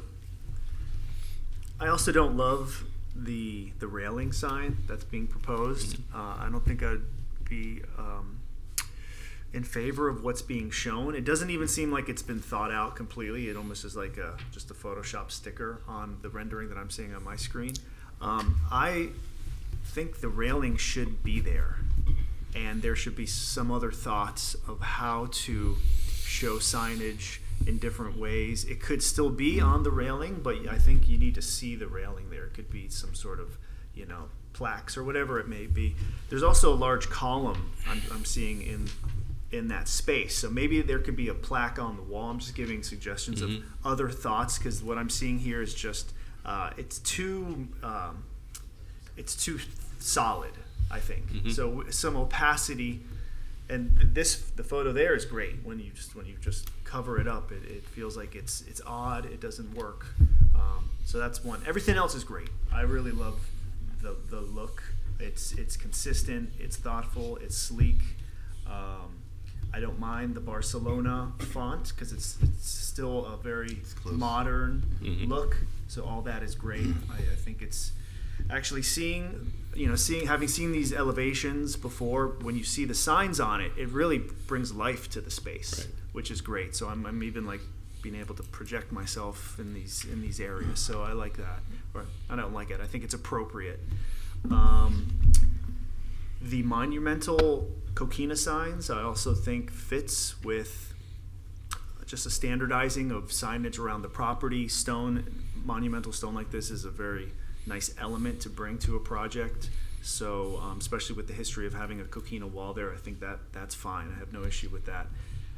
The sign above the garage, I would like to see a little bit more information on that. Mm-hmm. How many rows of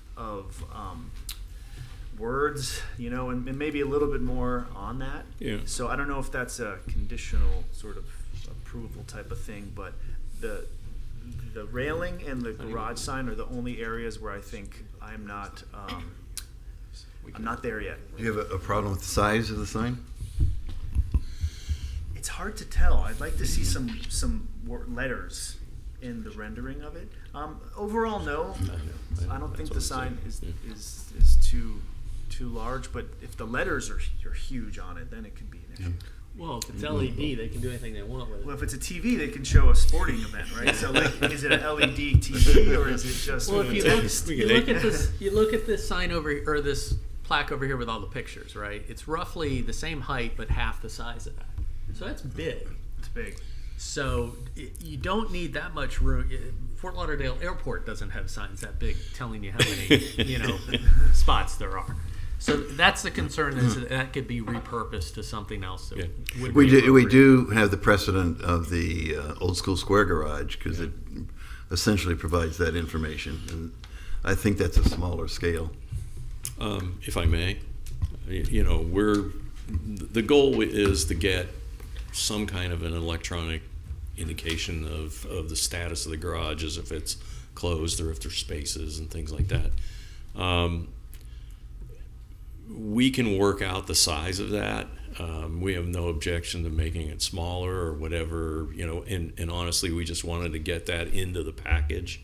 We're looking at, the building is in for permit, and, we've got a year of construction, so we have time to work out that with staff, or even if we have to come back to the board, it's fine.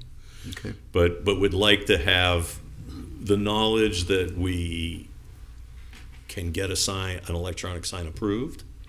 It's just, if we want to determine the size and how that works, then we're fine with that.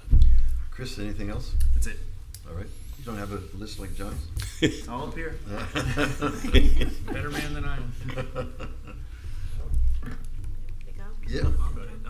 No, I point to well taken. It's a unique project. I get the spirit of the guidelines, but I think in this example, the coquina is a great use of the coquina.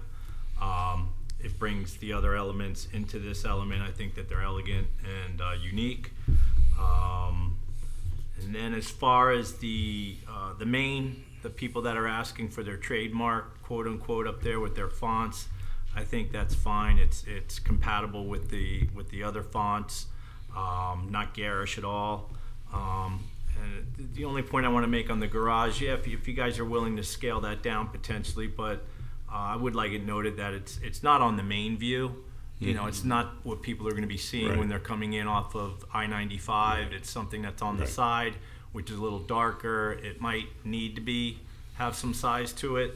Obviously, we don't want to see advertising on there or anything like that. I think you guys are smart enough to use it for the right purpose. So I'm looking forward to this project. Yep. Can I ask just a quick clarification point? You guys had mentioned the Barcelona, but then you had said tenants, maybe you weren't going to allow to do trademarks besides the main. No trademarks. So is that Barcelona font the one you are trying to get approved today? That's the one that is for this sign package. Okay. Yes. All right. I just wanted to make sure. That's know what only you're for looking Barcelona. Correct. everything else is gonna be like I don't know what style says tenant and double Right. knot. What is Vertical that? bridge is also. Vertical bridge is Vertical a bridge. little bit different too, but what we're trying to do though is even if there's subtle changes, we're still trying to keep it within that palette and that kind of look so that it has subtle changes, but it still comes off as being consistent overall. I was gonna say one thing, like that double knot up there, it's kind of going, to me, the size of it seems like it's going towards the building next to the Ray that has this obnoxious, tall letters, and I hope that it wouldn't look like that. It's like the tenant sign on the bottom right looks like a lot more in scale than that double knot up there, but I don't know if that's just an optical illusion. But We're putting it into the renderings. We do have in the sign package the height of the letters specified. it's like 20 inches or something. Yeah. Okay, so I like I'm going to start off with my likes. I like the blade signs. I think those are pretty cool, and I think they're very helpful when you're walking down the street. And I really didn't have any problem with the tenant signs and the materials or the fonts, any of that. I did have a big problem with the First Avenue sign in Atlantic. I don't think it's appropriate. It doesn't fit into Delray, nor does it fit into your project. Really, it really detracts from it. So the directional signage, the coquina signage, you have it at 6 feet tall and 5 feet tall. Now that is really tall. If I'm walking by that, I don't know where it's located, but I'm 5 feet tall, and I won't even be able to see past the sign. And then you have it 6 feet tall. Like, do you really need to have signage that tall? Can you get by with 4 feet? I mean, so people can see over it and see beyond? Well, part of what we were trying to do is get it so that when we put the historical plaque on it, that it's not way down low, that we're trying to keep it up at least at a height where you can read it. And since we don't really know what the names of the tenants are, we wanted to make sure we had adequate room for those names to go there. So you have the two signs. You have the 6 foot sign that's a directory. It has no plaque. It has no placard on it, and 6 feet is really like I would like to get someone else's opinion, but like 6 feet tall to me, like I don't even know where the context of this sign is. I don't know if there's landscape around it. I don't know if it's coming out of pavement. I don't know if you can walk around. There will be landscape around it. Right. And then you did mention the one with the. Yeah, this is bothering me. The stairs for the public messiah. Right. So And the others are in the landscape. These are. Go ahead. You can tell where they are. Sorry. Katharina, would you mind going to the site plan? All right, I don't know how to use this. Here, this is the Zoom. the Zoom. So you're basically it's a wall. I mean, you're building a wall. So the 6 footers, I guess for reference we'll call them. You've got one located here outside of the elevator vestibule and the stair that comes up from the north end of the garage, and then you have another one located here at the south garage stairwell, and then you also have one that is immersed into the landscape. And then there's one more, sorry, going slow. No, that's the rectory. Sorry, you have one more over here that is off of the sidewalk on private property to, as pedestrians are walking down, to help guide them to the rest of the historic homes and to the rest of the site. So the intent of creating the size was so that way we could list out the tenants' names and directories. And so it was there. I mean, I'm 5'10" and a half. Maybe I'm, 5, almost 6 foot standing on here. So it's about to here. But when you've got maybe 10 tenant names on there, it starts getting really small and really low. So we were trying to give that height element so that way people weren't looking down on the ground essentially. So there's only a few of them, and then the 5-footers, those will be also immersed in the landscape. Kind of continue with that coquina theme within the landscape. So there's going to be landscape around the base of them. So between some landscaping at the base plus the historic plaque telling the story of each of the historic homes in the front and the rear, it kind of then creates that height elevation for the tenant name or the restaurant name, and then the street address. So we did want to make it smaller. It doesn't change my mind. I just Understood. think I just they're wanted to too explain. tall. Yeah. And I think if you just reduce the size of the lettering, you would be able to get all the information you need on the signage at even 4 feet tall. And then the sign that's 5 feet tall that has the placard on the bottom and the logo at the top or whatever. I liked better your historic information sign that was freestanding, where you had the plaque and then you had the metal, it came up on a metal stand, and I should think that would relate more to the building. Like, you have a plaque here, is that going to give information on the building? No, it will be, those will be information. The ones that go on the monument are information specifically about the building. And then there will be other historical signs that tell the story of the whole area. Like there's a coquina, there's another 5-foot high directional signage. It says logo, restaurant name, and then it's got a placard, a historic landmark placard. I just think that these placards, they look nicer when they're put in that freestanding little frame that you made on other examples. There's another sign in there. Anyway, that's my thought on that. What else do I got? Sorry, it's a lot. My first meeting, I got a lot.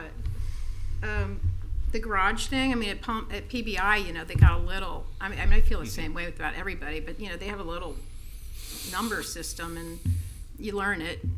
It's like, okay, there's so many spots available. I think it could be a lot smaller. Yeah, we can work that. Rethink that. And what else? I guess that's it. Oh, I know. You had two signs, two size signs for tenant nameplates at the building. I didn't know why you needed 2 different signs. You had a small and a large or something. I think you should pick one and go with it. I don't know why there's 2. It's like by the doors of the entrances to the 2.1, 2.2. The tenant nameplates that are by the doors of the. I don't think we had one this. No, it's the T2, T2.1, T2.2. You have one that's 14 inches tall, and you have another that's 8 inches tall. I don't think it's on there. It should be at the end. Right there? Yeah. So the one option with the address was for if the tenant did put that sign in, let's say, facing the right of way, and that's where they wanted to put their suite address, or on one of the historic, like one of the building 8s, for example, if the tenant did want to put their name with the address, we just wanted to bring it in front of the board for approval as an option. So let's just say if it said Pep Capital on the T2, maybe the other one, the T2.2, maybe that said 75 for the building address, and then it would still say Pep Capital. So we just wanted it to be an option in front of the board as part of the master sign package. Obviously, you can deny it as well, but we wanted to just have that flexibility that if a tenant did want their building number with the tenant name, that it could be one plaque versus multiple, additional signs on a building. And what about the fire department? Like, do they, they got to know where they're going, and they need right, numbers, signage. That's the left corner. That's the white vinyl. Yeah, where's that go? That can go on the glass if it needed to. So you got signs on the glass, you got signs to the right of the doors, you got, it's like all saying the same thing. Maybe? Yeah, so part of the master signage package, so that way it's in front of the board. It's what a tenant can choose from, so that it's always cohesive throughout the property. Seems a little bit busy. Like, it just seems like you could narrow something down and create, like, I know you want continuity. But it'd be an either or, right? Right. I don't know Correct. if you would do all of these. Right. For example, you wouldn't want to be one in bronze and then have the tenant with the address. Like, I mean, it's redundant. But if a tenant just wanted their name, then you have the building number, like B1. It was just there to give the flexibility, essentially. But it would stay consistent, or one would have the address and one wouldn't have the address, and So you could, Well, there has to be an address. There's an address for every building. Right. Because that's the main address, so you'll have that on the building. And then if the tenant wanted to do their suite number, then they could do that. But the address of the building is consistent in the same place on every building for exactly what Carol's saying with the fire department. The master sign plan will give them, like, all of these options are allowable, and then they could choose within that plan what is appropriate for each tenant. But I'm just like, they could potentially all choose 2 signs, or they could potentially just choose 1 sign, or they could be some choose 2 and some choose 1. So just, If I could give you an example, Peb Capital's taken the entire building, so they don't need a sign with a suite number. They're just going to have a plaque that says Peb Capital. If there's multiple tenants in a building, then they would want to have a suite number for over their name. So that's what the option is. These buildings individually are not huge, so most likely most of these the buildings along First Avenue and First Street are probably going to be single tenant buildings like Peb is doing. But in the event that the building gets divided, we wanted to give the option so you could put a suite number with your. It sounds like you're trying to do consistency, but not making it so rigorous that you get tenants who are just a little bit of change, but still within that same framework. So you can give them an option to say, if you take the whole building, you don't need a suite number, you just need your name. If it's part of the building, you would want to sign it as your suite number. Okay, sorry, just one more thing. So that's the sign I like on the bottom right-hand side. I think that's clear for people reading. But if you go to the monument sign where you had the plaque with the logo restaurant name, which was made out of coquina, you would have this plaque down at like 2 feet tall, and no one's going to be reading that. So I think you need to rethink that. You have that at below 2.5 feet tall. Someone would have to get down on their, that'd be hard to read. I have a question on those monument signs as well. Are they oriented perpendicular to the street or parallel to? They're parallel to the street. Parallel to the street. Yeah. Okay, so they're facing the street. They're not like a blade Correct. sign there. And then those don't have any lighting on them, do they? Are they uplit or anything like that? They're indirect. They'll be uplit, but there won't be like the other sign that has a cap on the top that downlights. It won't be that way. It'll be at landscape night, lighting, basically. If you're driving down Swinton, because I'm assuming most of these are right on Swinton, right? Yeah. You will see it facing the street. Yeah. Okay. It would be basically landscape lighting would light it. Yeah. Well, they would need to be lit, I would assume. So. As the last one with questions, I always have the weakest questions because all the good ones are gone. But I do want to support the idea of the coquina monuments. I realize that the houses are all wood, but they were also, that fence or that rock wall in front of it was very characteristic of that block, and I think that having a coquina monument sign brings that back. So I'm definitely in support of it. I'm not going to argue whether they're too big or not, but I do want to ask about the historic plaques. Is it safe to assume that you're working with the Historical Society to draft what goes on there? Yeah, Winnie and Kaylee. Kalen, okay. Yeah. Okay. Throughout this whole project, we have spent hours with them, researching the history of all the buildings and the different elements of the project. It really helped us to have that historical background when we did the design of this thing. And obviously, the more you learn, the more you want to do. And by virtue of look at what we've done with all the historical homes in terms of lifting them, putting them on foundations, reinforcing them, all of the things that you say, all right, there's a great history here, so let's preserve it, but let's also tell everybody what it is, and so well, they're just great over there. They are like amazing people to work with. We have a public service announcement here. No, I mean it's the truth. They're very knowledgeable. They're really into it. They are the right people to be in there. Okay. I too like the blade signs. I think they're just it's sort of the capstone of the design. What's the height on those, by the way? I think it's on there. I think they are at 8 feet. I believe we added the dimension. It might be on the set of plans versus the detail, but way above hitting your head. Yes, yeah. That's why they're up there, and then that height will be consistent. All right.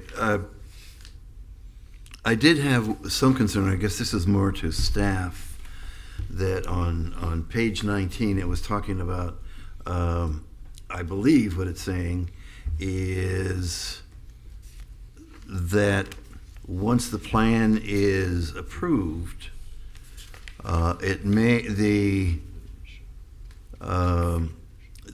you may have to come back to this board for changes. I can imagine having PEB Capital here every month to go through some of that. Is there some of that can be administrative or should be administrative? Yes, I believe there's some things that can be administratively approved, but say somebody or a tenant comes in and they want to change something that's already approved with the sign, maybe font or I know that we have murals in a sign, even though we don't do that for historic, but for things like that, typically that are already approved within that particular master sign program, they would have to come back for it. But if it was a new tenant coming in, that wouldn't have to come before us, right? As long as they stick to anything that was previously approved in this, which is the purpose of the master plan. Yep. Okay. All right.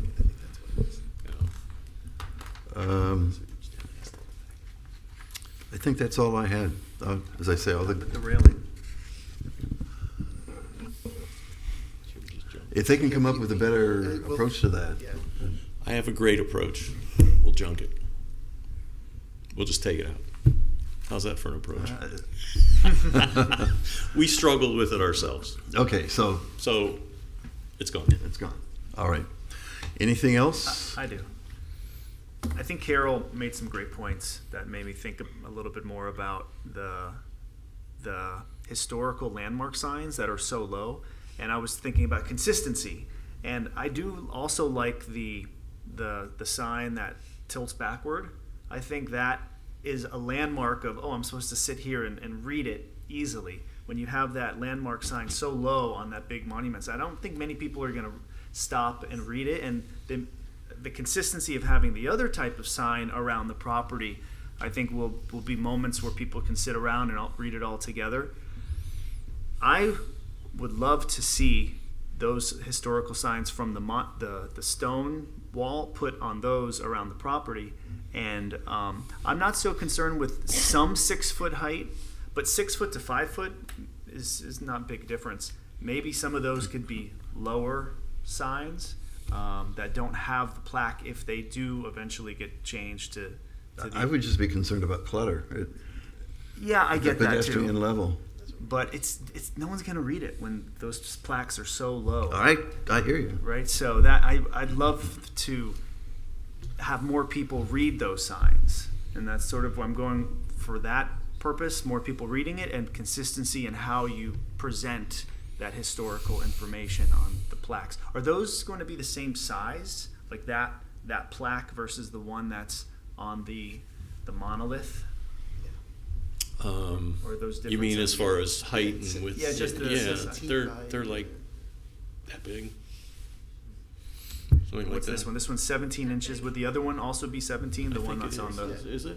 I think it is. Yeah. So that's consistent. So that could Yeah. potentially be something that I don't know. Does any of the other board members have a thought on that?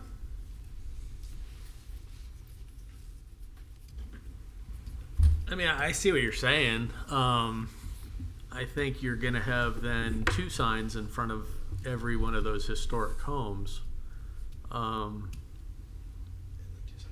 You know, and that's not on this plan, so where are they going to go? Yeah, exactly. That's how it would have That's to. the clutter argument. So, I mean, I don't know. I would also imagine that people are going to read that maybe once, maybe twice, but it's not going to be a repetitive process. What's really important on a daily basis is what's above that. You have a different view. I'm just putting out ideas. Okay. Yeah. So I think we wanted, because Carol made some good points, and I wanted to say I agree with a lot of those. Yeah, I don't know how we would get that if I may. altered if we all agree that that's a better approach, but just wanted to put it out there. Mike has another solution. No, well, I this might help you a little bit. You know, part of the conflict, I guess we worked through with this is if you know, initially we talked about putting them on the front of the house, but then you say we've converted these to commercial use, and you're going to have a lot of people coming in and out. So you want them away from the structure, so that if people congregate to read these, that they're not going to be blocking, egress ways, from the house. The other thing is then if you do the angled signs, then what do you do with the tenant name and the address? So you start to get an address here and a tenant name there and a historic sign there. So we really felt like to just have a cohesive look throughout the project, that if we did these monument signs and incorporated all that into one away from the actual face of the building, that it would be the cleanest way to do it. And I know I hear what everyone's saying in terms of having issues with it, but we looked at a lot of options, and this is how we got here. It wasn't like we just said, hey, let's put this here. Quick thing, and not a big deal, but I noticed on the monument signs you do have the street number. Pardon? The street number is on the monument signs with the restaurant sign and the plaque. It's a slightly different color. Is it going to be consistent with the bronze, I guess you could say? It's not there. Next one down, or go back to. There you go. Yeah, that was an oversight. It'll be bronze. See where it's light up there? You can barely. I didn't even notice it was there at first. Yeah, it would be the same bronze color. Okay. Yes. Okay. All right. Good. So I think we're ready, or somebody's ready. We have some clarification on 2 of the items that were discussed. One is for the projecting signs. They're fine on the porch. It's just mostly that they can't fit in the public right of way. So if any of them are in the right of way, they need to be moved out of the right of way. And then regarding the digital sign, we're looking through, we can't approve the digital sign, and the only signage that can be approved is for parking spaces, has to be approved by the city manager. So that can't be a part of this request or part of the master sign program, if that makes sense. But the program itself, it mentions it being a full color changeable sign, and that we don't have the authority to approve that, and I don't know. That process would be, That's what I figured. Okay. That's an ordinance? It's part of the sign code that they're not supposed to be lit like that. sorry. I think as far as, correct me if I'm wrong, but I think as far as the master plan, if you guys are supportive of everything else, if you wanted to, I guess maybe the best option would be to continue a direction for that specific No. What, can we do conditional or remove the railing sign and this from this approval? So these two different signs are not in our approval? I think you can remove the railing, and you guys are open to just removing that parking sign completely? Because otherwise you'll have to come back with a... We're going to have to come back anyway from the sounds of it because of the size and the configuration. So let's just do it as a separate sign application amendment later on. And let's move forward with this. And I'm sorry, but, you know, we're getting to where we're finishing up a lot of things in Block 61, and there's a lot of lead time to order bronze signs and all of this, so we really need to know that we can move forward with this. So if we need to take the parking lot digital sign off and we take the railing sign off and you're good with everything else, we're fine with that. Okay. They're here every other month anyway. You love us. I'd like to make a motion if anybody else has anything to say. Mr. Chair, I'd like to move approval of the Certificate of Appropriateness and Master Sign Program 2024-162 for the property located at Sunday Village, Old School Square Historic Arts District by finding that the request and approval thereof is consistent with the comprehensive plan and meets criteria set forth in the land development regulations with the following conditions: that the electronic sign noted on the plans as above the parking garage is removed from this application or this approval, and the railing sign fronting Swinton and Atlantic is removed as well. I second. Any response? We agree. Okay. Good. Call the roll. John Miller, Yes. Carol Perez, Yes, but I do think you need to rethink the plaques that are way too low, because no one's going to be able to read them. I think you can do Okay. This is what's going to be approved if you say I yes. s- So I if am you don't approving support... it. okay. I am approving it, but I think for the good of the city, then someone should be able to read something. May I ask a question? A point of order with that comment? Okay. I said yes. Okay. Never mind then. We hear you. You heard Yeah, me. I'm just telling you that that's not okay. a condition It was for of the the record. approval. We For hear the you. record, I wanted to go on record. We hear you. John Brewer, Yes. Chris Cabezas, Yes. Peter Dwyer is absent, Jim Chard. Yes. Thank you very much. Thank you. Thank you. If we move it up, we have to come back anyway. We can come back and move it up and show it to you. I know. I know you're going to We hear you. I know you're going to think We hear about you, it. Carol. I know. Thank you very much. Thank you. Thank you. All right, back to the agenda. And of course, my computer has gone out. Okay, so the legislative item, is that going to be discussed this evening? It will not be. It's not on the agenda tonight. Since the agenda was a little heavy tonight, I believe it's going to be pushed to the next meeting. Okay, that one I had a lot of comments about. Maybe we could talk about.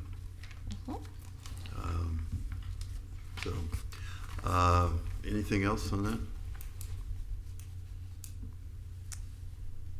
Nothing else from the staff?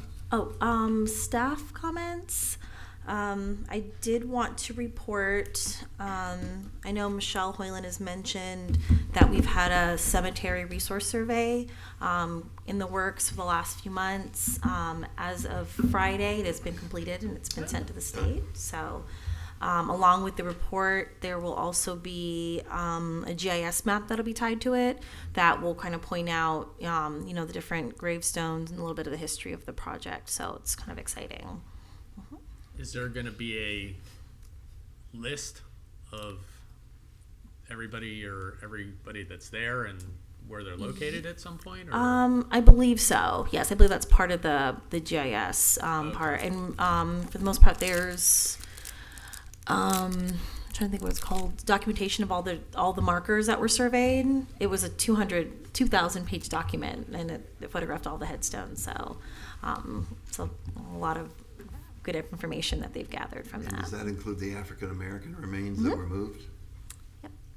Great. Mm-hmm. And Kelly, yeah. that's all I have for staff. Welcome to our new board member.